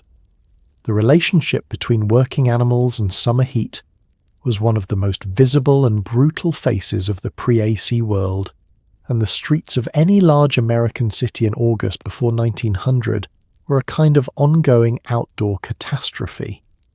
The urban horse was the power source of the 19th century city, pulling streetcars, delivery wagons, carriages, fire engines, and everything else that needed to be moved through a city at speed. New York City in 1880 had approximately 150,000 horses working in it on any given day. Each of these animals was a large, warm-blooded mammal generating its own body heat, working physically in summer temperatures and subject to exactly the same thermal stresses that affected human workers, with the additional disadvantage that nobody had organized a labor movement on their behalf. Heat stroke in horses is a rapid and visible event. An animal that has been working in high heat without adequate water and rest will simply stop and then collapse, with a finality that was hard to ignore when it happened in the middle of a busy street. The removal of dead horses from city streets was a genuine urban logistics problem in the pre-automotive era. A dead draft horse weighed somewhere between 800 and 1,500 pounds and presented a significant obstacle in a roadway that needed to remain passable for commercial traffic. Cities maintained contracts with rendering companies and street cleaning departments to handle removal, and in summer, during heat waves, the volume of calls for dead horse removal increased sharply enough that it overwhelmed normal capacity. Contemporary accounts of New York heat waves in the 1880s and 90s mention dead horses in the streets, not as shocking anomalies but as features of the summer landscape, visible evidence of the same forces that were killing people in the tenements, just more immediately and more publicly apparent. Farm animals outside cities faced summer heat with more space and more access to natural cooling, shade trees, ponds, the cooler temperatures of pre-dawn hours when they could be watered and rested, but the heat still exacted its costs. Dairy cows produce significantly less milk when heat-stressed, a biological response that has been studied extensively by modern agricultural science, but was experienced as simple summer fact by farmers across centuries. Chickens stop laying reliably above certain temperatures, another empirical reality that pre-industrial farmers knew as seasonal rhythm rather than scientific principle. Animals that could find shade used it with an intelligence that required no instruction, seeking the north side of buildings, the shadow under wagons, the edge of any standing water, with the same pragmatic efficiency that characterized their human counterparts. Dogs, being companion animals, allowed closer observation of their coping strategies, demonstrated the earth cooling principle in miniature. A dog digging into soft ground in summer is accessing the same thermal gradient that the root cellar exploited architecturally. The earth below the surface is cooler than the surface itself, and a few inches of depth can produce a meaningful temperature difference. People watched dogs do this for centuries and drew the entirely correct conclusion that the earth was offering something and built their cellars accordingly. The relationship between observing animal behavior and developing human survival strategies is not often given the credit it deserves, but in the management of summer heat, the dog probably deserves a footnote. The challenge of summer heat is as old as human civilization, and virtually every culture that experienced it developed solutions, architectural, behavioral and culinary, that addressed it with varying degrees of success. The Middle Eastern Qanat, an ancient underground aqueduct system, channeled cool groundwater through homes and cities. Persian wind catchers directed prevailing breezes down into underground rooms. Spanish and Italian cities built their schedules around the midday heat, closing everything from noon to 3 and moving activity to the cooler evening hours. The siesta was not laziness, it was engineering. It was a behavioral adaptation to a physical reality that the human body cannot overpower. The Qanat system of ancient Persia and the broader Middle East is among the most remarkable civil engineering achievements of the ancient world and one of the least recognized. A Qanat is an underground channel that taps into an aquifer or mountain water source at elevation and conveys water through a gently sloping tunnel to lower ground, sometimes over distances of many miles without any pumping mechanism, powered entirely by gravity and the pressure differential between the water source and the outlet. The groundwater flowing through these tunnels was cool, maintained at the temperature of the deep earth regardless of surface conditions, and where qanats ran beneath or beside buildings, they functioned as passive cooling systems of considerable effectiveness, reducing interior temperatures through the evaporation of cool water from the channel surface. The Persian wind catcher, or bajir, addressed the cooling problem from above rather than below. A wind catcher is a tower structure, typically rising several meters above the roofline, with openings oriented to catch prevailing winds and channels, directing that airflow downward into the building's interior. The most sophisticated designs incorporated both a windward side that caught the breeze and a leeward side that created a low-pressure zone, drawing hot air upward out of the building while cool air flowed in from below. Some designs combine the wind catcher with a cannet or a pool of water at the base of the channel so that incoming air passed over the cool water surface before entering the living space, providing evaporative cooling in addition to simple ventilation. These systems, developed over centuries of experimentation in some of the world's hottest climates, were producing cooled buildings in the Iranian plateau 2,000 years before Willis Carrier graduated from Cornell. The Mediterranean behavioral response to summer heat, the wholesale reorganization of the daily schedule around the thermal realities of the afternoon, was a solution of different type entirely, operating not on the built environment but on human activity.